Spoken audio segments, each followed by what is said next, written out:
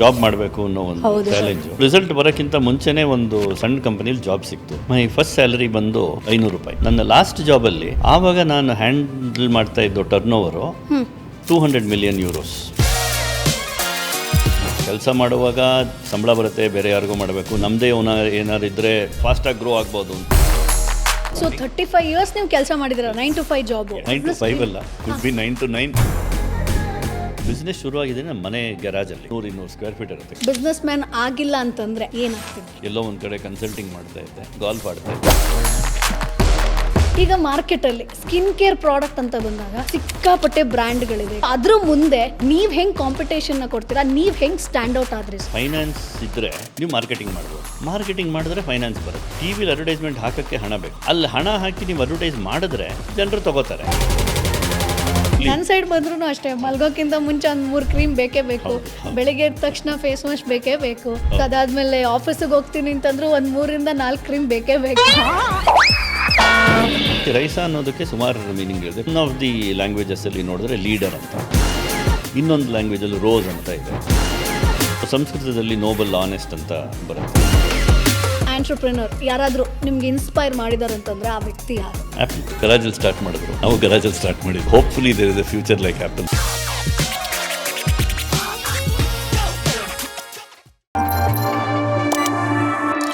Bosscast, the making of a boss. Hi, hello, ನಮಸ್ಕಾರ. Welcome to Bosscast. So ಪ್ರತಿ ಶುಕ್ರವಾರ ಸಂಜೆ 6 ಗಂಟೆಗೆ ಬಿಸ್ನೆಸ್ಸಲ್ಲಿ ಯಶಸ್ವಿ ಆಗಿರುವಂಥ ಉದ್ಯಮಿಗಳನ್ನ ಈ ಶೋನಲ್ಲಿ ನಾವು ಮಾತನಾಡಿಸ್ತೀವಿ. ಸೊ ಇವತ್ತಿನ ಯಶಸ್ವಿ ಉದ್ಯಮಿ ಬಗ್ಗೆ ಹೇಳಬೇಕು ಅಂತಂದರೆ, ಸೊ ನೀವೆಲ್ಲರೂ ಕೂಡ ಆನ್ಲೈನಲ್ಲಿ ಆಗಿರ್ಬೋದು, ಎಲ್ಲ ಕಡೆ ರೈಸಾ ಅನ್ನುವಂಥ ಪ್ರಾಡಕ್ಟನ್ನು ಕೇಳಿರ್ತೀರ. ಸೊ ಕೆಮಿಕಲ್ ಫ್ರೀ ಪ್ರಾಡಕ್ಟ್ ಕೂಡ ಹೌದು, ಸ್ಕಿನ್ ಕೇರ್ಗೆ ಬೆಸ್ಟ್ ಅಂತಾನೆ ಹೇಳ್ಬೋದು. ಸೊ ಇದರ ಫೌಂಡರ್ ಬೇರೆ ಯಾರು ಅಲ್ಲ. ಸೊ ಇವತ್ತು ನಮ್ಮ ಜೊತೆಗೆ ಶ್ರೀನಿವಾಸನ್ ಮಲ್ನಾಡ್ ಅವರಿದ್ದಾರೆ. ಸುಮಾರು 4 ವರ್ಷದಿಂದ ಈ ಒಂದು ಬಿಸ್ನೆಸ್ ಅನ್ನ ರನ್ ಮಾಡ್ತಾ ಇದ್ದಾರೆ. ಅದರಲ್ಲೂ ಕೂಡ ಸ್ಕಿನ್ ಕೇರ್ ಅಂತ ಬಂದ್ರೆ ಸಾಕಷ್ಟು ಜನ ಈ ಬಿಸ್ನೆಸ್ ಅನ್ನ ಶುರು ಮಾಡ್ಬೋದಾ, ಈಸಿನಾ? ಸೊ ಇನ್ ಕೇಸ್ ನಾವು ಸ್ಕಿನ್ ಕೇರ್ ಪ್ರಾಡಕ್ಟ್ ಬಿಸ್ನೆಸ್ ಅನ್ನ ಶುರು ಮಾಡಿದ್ವಿ ಅಂತಂದ್ರೆ ಹೇಗೆ ಶುರು ಮಾಡಬೇಕು, ಲೈಸೆನ್ಸ್ ಆಗಿರ್ಬೋದು, ಮಾರ್ಕೆಟಿಂಗ್ ಆಗಿರ್ಬೋದು, ಅದರ ತಯಾರಿಕೆ ಆಗಿರ್ಬೋದು, ಇವೆಲ್ಲದರ ಬಗ್ಗೆ A to Z ಮಾಹಿತಿ ಬೇಕು ಅಂತಂದ್ರೆ ಈ ಒಂದು ಪಾಡ್ಕಾಸ್ಟ್ ಅನ್ನ ನೀವು ಮಿಸ್ ಮಾಡದೆ ಕೊನೆ ತನಕ ನೋಡಬೇಕು. ಯಾಕಂತಂದ್ರೆ ಸಿಕ್ಕಾಪಟ್ಟೆ ಡಿಮಾಂಡ್ ಅಲ್ಲಿರುವಂತ ಒಂದು ಬಿಸ್ನೆಸ್ ಅಂತಂದ್ರೆ ಅದು ಸ್ಕಿನ್ ಕೇರ್ ಪ್ರಾಡಕ್ಟ್ ಬಿಸ್ನೆಸ್ ಅಂತಾನೆ ಹೇಳ್ಬೋದು. ಸೊ ನೀವು ಕೂಡ ಬಿಸ್ನೆಸ್ ಅನ್ನ ಶುರು ಮಾಡಬೇಕು ಅಂತ ಇದ್ರೆ ಈ ವಿಡಿಯೋ ನಿಮಗೋಸ್ಕರ. ಸೊ ಮೊದಲನೇದಾಗಿ ಅವರನ್ನ ವೆಲ್ಕಮ್ ಮಾಡೋಣ. ಸರ್ ನಮಸ್ತೆ. ನಮಸ್ಕಾರ. ಹೇಗಿದ್ದೀರಾ ಸರ್? Good, thank you. ಚೆನ್ನಾಗಿ. ಓಕೆ ಸರ್, ಈಗ ನಾರ್ಮಲಿ ಆನ್ಲೈನಲ್ಲಿ ಎಲ್ಲ ಕಡೆ ಈಗ ರೈಸಾ ಅನ್ನುವಂಥ ಬ್ರ್ಯಾಂಡ್ ಸಿಕ್ಕಾಪಟ್ಟೆ ವೈರಲ್ ಆಗ್ತಾ ಇದೆ. ಬಟ್ ನಾನು ಅದರ ಬಗ್ಗೆ ಮಾತಾಡೋಕ್ಕಿಂತ ಮುಂಚೆ ಯಾವುದೇ ಒಬ್ಬ ಬಿಸ್ನೆಸ್ ಮ್ಯಾನ್ ಇವತ್ತು ಸಕ್ಸಸ್ ಆಗಿದ್ದಾರೆ ಅಂತಂದರೆ ಅದರ ಹಿಂದೆ ಸಿಕ್ಕಾಪಟ್ಟೆ ಸ್ಟೋರಿ ಇರುತ್ತೆ, ಪ್ರಿಪ್ರೇಷನ್ ಇರುತ್ತೆ, ಫೇಲ್ಯೂರ್ಸ್ ಇರುತ್ತೆ. ಸೊ ಕೆಲವೊಂದು ಕಡೆ ಅವಮಾನ ಆಗಿದ್ದೂ ಕೂಡ ಇರುತ್ತೆ. ಸೊ ನಿಮ್ಮ ಒಂದು ಲೈಫ್ ಸ್ಟೋರಿ ಬಗ್ಗೆ ಹೇಳೋದಾದರೆ ನೀವು ಮೂಲತಃ ಎಲ್ಲಿಯವರು, ಏನು ಮಾಡ್ಕೊಂಡಿದ್ರಿ, ಬಿಸ್ನೆಸ್ ಫೀಲ್ಡಿಗೆ ಯಾಕೆ ಎಂಟ್ರಿ ಆದ್ರಿ ಸರ್? ನಾನು ಐ ವಾಸ್ ಬಾರ್ನ್ ಇನ್ ಧಾರವಾಡಲ್ಲಿ. ಓಕೆ. ಅಲ್ಲಿಂದ ನಮ್ಮ ಫಾದರ್ ಮೈಸೂರಲ್ಲಿ ಸರ್ವಿಸಲ್ಲಿದ್ದರು. ಸೊ ಅದರಿಂದ ಮೈಸೂರಲ್ಲಿ ಎಜುಕೇಷನ್ ಆಯಿತು. ಓಕೆ. ಸೊ 1988 BBM ಕಂಪ್ಲೀಟ್ ಮಾಡಿದೆ. ಸೊ ಫಸ್ಟ್ ಅವಾಗೆಲ್ಲ ಒಂಥರ ಜಾಬ್ ಮಾಡಬೇಕು ಅನ್ನೋ ಒಂದು ಚಾಲೆಂಜು. ಸೊ ರಿಸಲ್ಟ್ ಬರೋಕ್ಕಿಂತ ಮುಂಚೆನೇ ಒಂದು ಸಣ್ಣ ಕಂಪನಿಲಿ ಜಾಬ್ ಸಿಕ್ತು. ಆವಾಗ ಸಿಕ್ಕಾಪಟ್ಟೆ ಕ್ರೇಜಲ್ಲಿದ್ದು ಎಲ್ಲೋ ಪೇಜಸ್ ಅಂತ. ಸೊ ನಾನು ಅದರಲ್ಲಿ ಅಡ್ವರ್ಟೈಸ್ಮೆಂಟ್ ಸೆಲ್ಲಿಂಗ್ ರೋಲಲ್ಲಿ ಹೋದೆ ಮೈಸೂರಲ್ಲಿ. Okay. So started my first career journey with sales. ಅಲ್ಲಿಂದ ಶುರುವಾಯಿತು. ಅದಾದಮೇಲೆ ಅಲ್ಲಿಂದ ನಮ್ಮ corporate career journey of 35 years ಹಂಗೆ ಟ್ರಾವೆಲ್. ಓಕೆ. ಸೊ 35 ಇಯರ್ಸ್ ನೀವು ಕೆಲಸ ಮಾಡಿದಿರ? 9 to 5 ಜಾಬ್? ಓಕೆ. ಅವಾಗ ಏನಾದರೂ 9 to 5 ಅಲ್ಲ, could be 9 to 9, 9 to 12 also sometimes. Okay okay. So ಅದು ಒಂದ್ಸಲ ಒನ್ ಯು ಸ್ಟಾರ್ಟ್ ವರ್ಕಿಂಗ್ ಹೆಂಗೆ ಅಂತ ಹೇಳೋಕ್ಕಾಗಲ್ಲ. ಹೌದು. ಸೊ ಅದಾದಮೇಲೆ ನಾನು ಫೆವಿಕಾಲ್ ಕಂಪನಿ ಜಾಯ್ನ್ ಆದೆ. ಓಕೆ. ಅಲ್ಲಿ ಆ ಟೈಮಲ್ಲಿ ಒಂದು ಕಾಂಪಿಟೇಷನ್ ಬಂದಿತ್ತು. ಸೊ ಅಲ್ಲಿ ಹೋಗಿ ನಾವು ವಿ ಹ್ಯಾಡ್ ಟು ಕನ್ವಿನ್ಸ್ ನಮ್ಮ ಕಾರ್ಪೆಂಟರ್ಸ್ ಇದ್ದಾರಲ್ಲ, ಆಲ್ ಓವರ್ ಕರ್ನಾಟಕ ಒಂದೊಂದು ಡಿಸ್ಟ್ರಿಕ್ಟು ಟ್ರಾವೆಲ್ ಮಾಡಿ ಅಲ್ಲಿ ಕಾರ್ಪೆಂಟರ್ಸ್ನ ಕರೆದು ಮೀಟ್ ಮಾಡಿ ಅವ್ರಿಗೆ ಒಂದು ನಮ್ಮ ಪ್ರಾಡಕ್ಟ್ ಬಗ್ಗೆ ತಿಳಿಸಿ. So it my age of 2021 ಒಂದು 100-200 ಜನರ ಮುಂದೆ ನಿಂತು ಮಾತಾಡಿ ಅವ್ರಿಗೆ ಪ್ರಾಡಕ್ಟ್ ಬಗ್ಗೆ ಕನ್ವಿನ್ಸ್ ಮಾಡೋ ಅಷ್ಟು ಒಂದು ಆಪರ್ಚುನಿಟಿ ಸಿಕ್ತು ನನಗೆ. ಸೊ ಮೇ ಬಿ ನಿಮಗೆ ಅಲ್ಲೇ ಒಂದಷ್ಟು ಪ್ರಾಕ್ಟೀಸ್ ಆಗಿರ್ಬೋದು, ಮಾರ್ಕೆಟಿಂಗ್ ಆಗಿರ್ಬೋದು, ಅಥವಾ ಜನರನ್ನ ಇದು ಮಾಡೋ ಅಲ್ವಾ? ಇದೆಲ್ಲ ನಮ್ಮ ಸ್ಟೆಪ್ಪಿಂಗ್ ಸ್ಟೋನ್ಸ್ ಅಂತಾರಲ್ಲ, ನಾವು ಒಂದು ಮೆಟ್ಲು ಹತ್ತುವಾಗ ಒಂದೊಂದೇ ಮೆಟ್ಲಾಗಿ ಹತ್ತಬೇಕು. ಸೊ ಒಂದೊಂದು ಕೆಲಸದಲ್ಲೂ ಒಂದೊಂದು ವಿಷಯ ಕಲಿತಿದ್ದು ಅದು ಇವಾಗೆಲ್ಲ ನಮಗೆ ಕೆಲಸಕ್ಕೆ ಹೆಲ್ಪ್ ಆಗಿ ಬರ್ತಾ ಇದೆ. ಸರ್ ನೀವು ಹೇಳಿದ್ರಲ್ಲ ಚಿಕ್ಕ ಕಂಪನಿಯಲ್ಲಿ ಶುರು ಮಾಡಿದೆ ಅಂತ ಹೇಳ್ಕೊಂಡು, ಅವಾಗ ನಿಮ್ಮ ಸಂಬಳ ಎಷ್ಟಿತ್ತು ಸರ್? ಮೈ ಫಸ್ಟ್ ಸ್ಯಾಲರಿ ಬಂದು 500 ರೂಪಾಯಿ. ಸೊ ಅವಾಗಿನ ಕಾಲದಲ್ಲಿ ಅದೇ ದೊಡ್ಡದು ಅನ್ಕೋತೀನಲ್ವಾ ಸರ್, ಒಂದು ಕೆಲಸ ಸಿಕ್ಕಿದ್ರೆ ಸಾಕು ಅಂತ. ಹೌದು, 500 ರೂಪಾಯಿ ತುಂಬಾ ಜಾಸ್ತಿ ಇತ್ತು ಒಂದು ಅಮೌಂಟ್. ಸೊ ಅದರಿಂದ ಸ್ಟಾರ್ಟೆಡ್ ಸ್ಮಾಲ್ ಆಗಿ ಬಿಗಿನಿಂಗ್ ಮಾಡಿ ಅಲ್ಲಿಂದ ಸ್ವಲ್ಪ ಆಗಿ ಗ್ರೋ ಮಾಡಿಕೊಂಡು ಬಂದಂಗಾಯಿತು. ಸೊ ಇದೇ ಥರ ಸ್ಟಾರ್ಟಿಂಗ್ 500 ಅಲ್ಲಿ ಮಾಡಿದ್ರು ನನ್ನ ಲಾಸ್ಟ್ ಜಾಬಲ್ಲಿ ನಾನು ಚೀಫ್ ಆಪರೇಟಿಂಗ್ ಆಫೀಸರ್ ಆಗಿ ರಿಸೈನ್ ಮಾಡಿದೆ. Okay okay. ಆವಾಗ ನಾನು ಹ್ಯಾಂಡಲ್ ಮಾಡ್ತಾ ಇದ್ದು turn over 200 million euros. So ಇದೊಂದು ಸಿಕ್ಕಾಪಟ್ಟೆ ಲಾಂಗ್ ಜರ್ನಿ. ಹೌದು. ಎರಡನೇದಾಗಿ ಒಂದೊಂದರಲ್ಲಿ ಕಲ್ತಿದ್ದು ಬೇರೆ ಒಂದು ಕೆಲಸದಲ್ಲಿ ಹೆಲ್ಪ್ ಆಗಿದೆ. ನಾನು ಇನ್ನೊಂದು ಇಂಪಾರ್ಟೆಂಟ್ ಆಗಿ ಹೇಳಬೇಕೇನು ಅಂದರೆ, ಇಲ್ಲಿವರೆಗೂ ನನ್ನ ಲೈಫಲ್ಲಿ ಒಂದೇ ಕೆಲಸ 2 ಸಲ ಮಾಡಿಲ್ಲ. ಅಂದರೆ ಎಲ್ಲ ಡಿಫ್ರೆಂಟ್ ಕ್ರಿಯೇಟಿವ್ ಆಗಿ, ಡಿಫರೆಂಟ್ ಲೈನು, ಡಿಫರೆಂಟ್ ಕಂಪನಿ. ಈಗ ಬೆಂಗಳೂರಲ್ಲೇ ಇದ್ಕೊಂಡು ಒಂದು ಕಂಪನಿಲಿ ಸೋಪ್ ಮಾರಿ ಇನ್ನೊಂದು ಕಂಪನಿಲಿ ಸೋಪ್ ಮಾರೋದು, ಇಟ್ ಈಸ್ ಸೇಮ್ ಮಾರ್ಕೆಟಲ್ಲಿ ಸೇಮ್ ಜಾಬ್ ರಿಪೀಟಿಂಗ್ ಅಲ್ವಾ. ಇವಾಗ ನಾನು ಸೋಪ್ ಮಾರಿದ್ರು ಬೆಂಗಳೂರಲ್ಲಿ ಮಾರ್ಬಿಟ್ಟು ಬಾಂಬೆಲಿ ಮಾರಿದ್ರೆ ಇಟ್ಸ್ ಎ ಕಂಪ್ಲೀಟ್ಲಿ ಡಿಫರೆಂಟ್ ಅಲ್ವಾ. ಸೊ ಆ ಥರ. ಸೊ ಅದರಿಂದ 2 ಕೆಲಸ ಒಂದೇ ಕಂಪನಿನಲ್ಲಿ ಬೇರೆ ಬೇರೆ ಕಾಂಪಿಟೇಷನ್ ಕಂಪನಿಲಿ ಸೇರಿ ಮಾಡಿಲ್ಲ. ಯಾಕಂದರೆ ಅದೊಂದು ಪಾಲಿಸಿ ಇರಬೇಕು. ನಮಗೊಂದು ಏನಂತಾರೆ, ಇವಾಗ ಇವತ್ತಿನ ದಿನ ನಾನು ಈ ಪ್ರಾಡಕ್ಟ್ ಚೆನ್ನಾಗಿದೆ ಅಂತ ಹೇಳ್ಬಿಟ್ಟು ನಾಳೆ ದಿನ ಈ ಪ್ರಾಡಕ್ಟ್ ಚೆನ್ನಾಗಿಲ್ಲ, ಇನ್ನೊಂದು ಪ್ರಾಡಕ್ಟ್ ಚೆನ್ನಾಗಿದೆ ಅಂತ ಹೇಳಕ್ ಬರಲ್ವಲ್ಲ. ಸೊ ಆ ಒಂದು ವ್ಯಾಲ್ಯೂ ಇಟ್ಕೊಂಡು ನಾನು ಇಲ್ಲಿವರೆಗೂ ಜರ್ನಿ ಮಾಡಿದ್ದೀನಿ. ಓಕೆ. ಬಟ್ ಮೇಯ್ನ್ ನಿಮಗೆ ಪ್ಯಾಷನ್ ಇದ್ದಿದ್ದು ಯಾವುದ್ರಲ್ಲಿ ಸರ್? ಇಂಥ ಫೀಲ್ಡ್ ನನಗೆ ಇಷ್ಟ ಆಯಿತು. ಈಗ ಫಾರ್ ಎಕ್ಸಾಂಪಲ್ ನಾನು ಅನ್ಕೊಂಡು, ಈಗ ನೀವು ಸ್ಕಿನ್ ಕೇರ್ ಪ್ರಾಡಕ್ಟ್ ಬಿಸ್ನೆಸ್ನ ಶುರು ಮಾಡಿದಿರಿ, ಮೇ ಬಿ ನಿಮಗೆ ಆ ಸ್ಕಿನ್ ಕೇರು ಪ್ರಾಡಕ್ಟ್ಸು ಅದ್ರ ಮೇಲೆ ಇಂಟ್ರೆಸ್ಟ್ ಇತ್ತಾ, ಹೆಂಗೆ? ಆನೆಸ್ಟಾಗಿ ಹೇಳಿದ್ರೆ ನಾನು ಸ್ಕಿನ್ ಕೇರ್ ಪ್ರಾಡಕ್ಟ್ ಯಾವುದು ಯೂಸೇ ಮಾಡ್ತಾ ಇರಲಿಲ್ಲ. ಮನೆಯಲ್ಲಿ ಬಂದಿದ್ದು ಏನು ವಸ್ತು ಇದೆಯೋ ಮಕ್ಕಳಿದ್ದಾಗ ನಮ್ಮ ಪೇರೆಂಟ್ಸ್ ತರೋರು, ಸೊ ಅದನ್ನು ಯೂಸ್ ಮಾಡಿಕೊಂಡು ಬಂದಿದ್ದಾಯಿತು. ಲೇಟರ್ ಸ್ಟೇಜಲ್ಲಿ ಮನೇಲಿ ಏನು ಬರುತ್ತೋ ಅದನ್ನೇ ಯೂಸ್ ಮಾಡ್ಕೊಂಡು ಹೋಗೋದು. ನಾನು ಐ ಡೋಂಟ್ ಪರ್ಸ್ನಲಿ ಏನೋ ಜಾಸ್ತಿ ಹೋಗಿ ಚಾಯ್ಸ್ ಮಾಡೋದೇನು ಇರಲಿಲ್ಲ. Okay. Primarily skin care business ಅಂತ ಹೇಳುವಾಗ ಬಂದಾಗ್ಲೂ ನಮ್ಮ ವೈಫ್ದು, ಭಾರತಿ ಮಲ್ನಾಡ್ ಅವರು ಶುರು ಮಾಡಿರೋದಲ್ವಾ. ಅವರ ಒಂದು ಡ್ರೀಮು, ಅವರ ಒಂದು ಪ್ಯಾಷನ್ನು, ಅವರ ಒಂದು ಸ್ಟಾರ್ಟಪ್ ಇದು. ಸೊ ನಾನು ಇವಾಗ ನನ್ನ ಕಾರ್ಪೊರೇಟ್ ಕೆರಿಯರ್ನ ಮುಗಿಸಿ ಅವರನ್ನು ಸಪೋರ್ಟ್ ಮಾಡ್ತಾ ಇದ್ದೀನಿ ಅವ್ರ ಬಿಸ್ನೆಸ್ಗೆ. ಸೊ ಹೇಳಬೇಕಂದ್ರೆ ಇಟ್ಸ್ ಅ ಫ್ಯಾಮಿಲಿ ಬಿಸ್ನೆಸ್. ನಾನು ಅವರು ಸೇರ್ಕೊಂಡು ಮಾಡ್ತಾ ಇರೋ ಒಂದು ಬಿಸ್ನೆಸ್. ಇದರಲ್ಲಿ ಟೀಮ್ ಇದ್ದಾರೆ ನಮಗೆ ಸಪೋರ್ಟ್ ಮಾಡೋಕ್ಕೆ ಪ್ರತಿಯೊಂದು ವಿಷಯದಲ್ಲೂ. ಸೊ ಇದು ಒಂದು ಸಿಂಪಲ್ ಸ್ಟ್ರಕ್ಚರು. ಸೊ ಅಲ್ಲಿಂದ ಫೆವಿಕಾಲ್ ಹೇಳ್ಕೊಂಡ್ಬಂದಲ್ಲ, ಅದಾದಮೇಲೆ ಕೊರಿಯರ್ ಕಂಪನಿ ಜಾಯಿನ್ ಮಾಡಿದೆ. ಅಲ್ಲಿ ಬ್ರಾಂಚ್ ಹೆಡ್ ಆಗಿ ಮೈಸೂರಿಗೆ ಹೋಗಿ, ಬಟ್ ಅಲ್ಲಿ ಸ್ವಲ್ಪ ಲೇಬರ್ ಅನ್ರೆಸ್ಟ್ ಆಗಿದ್ದರಿಂದ ಪಿಕಪ್ ಆ್ಯಂಡ್ ಡೆಲಿವರಿ ನಾನೇ ಬ್ರಾಂಚ್ ಹೆಡ್ ಆಗಿ ಹೋಗಿ ಮಾಡಬೇಕಾಗಿತ್ತು. ಮಳೆ ಇರಲಿ ಬಿಸಿಲಿರಲಿ ಬೈಕ್ ತೊಗೊಂಡು ಹೋಗು, ಬೆಳಗ್ಗೆ ಪಿಕಪ್ ಮಾಡು, ಡೆಲಿವರಿ ಮಾಡು. ಅಲ್ಲಿ ಸೇಲ್ಸ್ನ ಒಂದು 3-4 ಪಟ್ಟು ಗ್ರೋ ಮಾಡಿ, ಅಲ್ಲಿಂದ ನೆಕ್ಸ್ಟು ಟೆಲಿಕಾಮಲ್ಲಿ ಒಂದು 12 ಇಯರ್ಸ್ ಸರ್ವಿಸ್ ಮಾಡಿ. ಫಸ್ಟ್ ಮೊಬೈಲ್ ಫೋನ್ ಇಂಡಿಯಾಗೆ ಬಂದಾಗ ನನ್ನ ಕೈಯಲ್ಲಿತ್ತು. ಸೊ ಆ ಒಂದು ಕಿಕ್ಕೇ ಬೇರೆ ಆ ಟೈಮ್. ಯಾಕಂದರೆ ಯಾರ ಹತ್ರನೂ ಮೊಬೈಲ್ ಇಲ್ಲ. 16 ರೂಪಾಯಿ ಒಂದು ನಿಮಿಷಕ್ಕೆ ಒಂದು ಕಾಲ್ ಇತ್ತು. ಅದನ್ನು ನಮಗೆ ಫ್ರೀಯಾಗಿ ಮಾಡೋದು ಅಂದರೆ ಅದೊಂಥರ ಒಂದು ಮಜಾ ಆಯ್ತು ಆ ಏಜಲ್ಲಿ. ಸೊ ಫಸ್ಟ್ ಟೆಲಿಕಾಮ್ ಇದು ಮೊಬೈಲ್ ಫೋನ್ ಜಾಯಿನ್ ಮಾಡಿದೆ. ಆಮೇಲೆ ಫಸ್ಟು ಲ್ಯಾಂಡ್ಲೈನ್ ಬಂದಿದ್ದು ಆ ಕಂಪ್ನಿಲಲ್ಲೂ ಜಾಯಿನ್ ಮಾಡಿದೆ, ಟಾಟಾಸಲ್ಲಿ. ಅಲ್ಲಿಂದ ಒಂದು 5 ಇಯರ್ಸು ಇದರಲ್ಲಿದ್ದೆ. VSNL ಅಂತ ಪ್ರೈವೇಟೈಸ್ ಆಯ್ತು, ಅದು ಟಾಟಾಸ್ ಅಂತ ಬಂತು. ಅಲ್ಲಿ ಒಂದು 5 ಇಯರ್ಸ್ ಇದ್ದೆ. ಅದಾದಮೇಲೆ BPO ಕಡೆಯಲ್ಲಿ ಒಂದು 12 ಇಯರ್ಸ್ ವರ್ಕ್ ಮಾಡಿದೆ. ಸೊ ನಾನು ಅಕೌಂಟ್ ಹೆಡ್ ಆಗಿ ಇಂಡಿಯಾ ಬಿಸ್ನೆಸ್ ಹೆಡ್ ಆಗಿ ಕ್ವಿಟ್ ಮಾಡಿದೆ ಇಂಡಿಯಾ ಇದರಲ್ಲಿ. ಇನ್ನೊಂದರಲ್ಲಿ ಇಂಟರ್ನ್ಯಾಷನಲ್ ಬಿಸ್ನೆಸ್ CEO ಆಗಿ ಕ್ವಿಟ್ ಮಾಡಿದೆ. ಸೊ ಈ ಥರ ಇದ್ರ ಮಧ್ಯೆ ನಂದೊಂದು ಎಜುಕೇಷನ್ನು ಇತ್ತು. ಡ್ರೀಮ್ ಏನಿತ್ತು ಅಂದರೆ ಯಾವಾಗಲೂ MBA ಮಾಡಬೇಕು IIM ಅಲ್ಲಿ ಅಂತ. ಸೊ ಫೈನಲ್ ಆಗಿ ಗ್ರಾಜುಯೇಷನ್ ಮಾಡಿದ್ದು 20 ವರ್ಷ ಆದಮೇಲೆ MBA ಮಾಡಲಿಲ್ಲ, ಬಟ್ ಎಕ್ಸಿಕ್ಯೂಟಿವ್ ಎಜುಕೇಷನ್ ಮಾಡಿದೆ IIM ಬ್ಯಾಂಗ್ಳೂರಲ್ಲಿ. ಅದೊಂದು ಇವಾಗ IIM ಬ್ಯಾಂಗ್ಳೂರ್ ಅಲ್ಯುಮ್ನೈ ಆಗಿ ಇದ್ದೀವಿ. ಸೊ ಅದಾದಮೇಲೆ ಇನ್ನೊಂದು 10 ಇಯರ್ಸ್ ಆದಮೇಲೆ ಮಾಸ್ಟರ್ಸ್ ಇನ್ ರಿಸರ್ಚ್ ಅಂತ ಒಂಥರ PhD ಮಾಡೋಕ್ಕೆ ಇಂಟ್ರೆಸ್ಟ್ ಬಂತು. ಅದನ್ನು ಜಾಯಿನ್ ಮಾಡಿದ್ವಿ. So that will also help. ಇವಾಗ ನಾವು ಎಲ್ಲಾದರೂ ಹೋಗಿ ಟೀಚಿಂಗ್ ಪ್ರೊಫೆಷನಲ್ಲೂ ಮಾಡ್ಬೋದು. ಸೊ ಆ ಒಂದು 2-3 ಇಂಟ್ರೆಸ್ಟ್ಗಳಿತ್ತು. ಬಟ್ ಫೈನಲಿ ಎಲ್ಲ ಕಲ್ಮಿನೇಟ್ ಆಗಿದ್ದು ನಮ್ಮ ಮನೆ ಬಿಸ್ನೆಸ್ಸೇ ಒಂದು ಶುರುವಾದಾಗ ಅಲ್ಲಿ ಜಾಯಿನ್ ಆಗಬೇಕು ಅಂತ. ಬಟ್ ಇಷ್ಟು ವರ್ಷ ಕೆಲಸ ಮಾಡಿದಾಗ್ಲೂ ಯಾವತ್ತೂ ಒಂದು ಮೈಂಡಲ್ಲಿತ್ತು, ಕೆಲಸ ಮಾಡುವಾಗ ಸಂಬಳ ಬರುತ್ತೆ, ಬೇರೆ ಯಾರಿಗೂ ಮಾಡಬೇಕು, ನಮ್ಮದೇ ಏನಾರು ಇದ್ದರೆ ಒಂಥರ ಫಾಸ್ಟಾಗಿ ಗ್ರೋ ಆಗ್ಬೋದು ಅಂತ. ಹೌದು. ಆಮೇಲೆ But ಅದೆಲ್ಲ ಗೌರವನೇ ಬೇರೆ, ನಮ್ದೇ ಓನ್ ಬಿಸ್ನೆಸ್ ಅಂದ್ರೆ. ಗೌರವ ಗೊತ್ತಿಲ್ಲ, ಬಟ್ ಕನಸು ಡೆಫಿನೆಟ್ ಆಗಿ. ಹೌದು. ಬಟ್ ಅದನ್ನು ಸಾಧಿಸ್ಕೊಳ್ಳೋದು ಎಷ್ಟು ಕಷ್ಟ ಇದೆ ಅಂತ ಅದರೊಳಗೆ ಇಳಿದ ಮೇಲೆ ಗೊತ್ತಾಗಿದೆ. ಅಂದರೆ ನೀರಿನೊಳಗೆ ಇಳಿದ ಮೇಲೆ ಈಜೋದು ಎಷ್ಟು ಕಷ್ಟ ಇದೆ ಅಂತ ಹೇಳ್ತಾರೋ ಆ ಥರ ಇದ್ರ ಒಳಗಡೆ ಕಾಲಿಟ್ಟ ಮೇಲೆ ಏನೇನು ಕಷ್ಟಗಳಿದೆ, ನಾವು ಎಷ್ಟೊಂದು ತಾಳ್ಮೆ, ಎಷ್ಟೊಂದು ಪರಿಶ್ರಮ ಹಾಕಬೇಕು ಅನ್ನೋದಿದೆ. ಯಾಕಂದರೆ ಆವಾಗ 30ನೇ ತಾರೀಕು ತಿಂಗಳ ಕೊನೆಯಲ್ಲಿ ಬ್ಯಾಂಕಿಗೆ ಬಂದ್ಬಿಡೋದು ಸಂಬಳ. ಇವಾಗ ಯಾವಾಗ ಬರುತ್ತೆ, ಏನು ಬರುತ್ತೆ ಅನ್ನೋದು ಗೊತ್ತಾಗಲ್ಲ. ಸೊ ಅದು ಒಂದು, ಯಾರಾದರೂ ಈಗ ಬಿಸ್ನೆಸ್ಸಿಗೆ ಬರಬೇಕಂದ್ರೆ ಡೆಫಿನೆಟಾಗಿ ಇದೆಲ್ಲ ಸ್ವಲ್ಪ ಯೋಚನೆ ಮಾಡಿ ಆಮೇಲೆ ಬರೋದು ಮೋಸ್ಟ್ ಇಂಪಾರ್ಟೆಂಟ್. ಯಾಕಂದ್ರೆ ಈಗ ಆ ಜೋಶ್ ಇರುತ್ತೆ ಬಿಸ್ನೆಸ್ ಶುರು ಮಾಡಬೇಕು ಅಂತ ಹೇಳ್ಕೊಂಡು.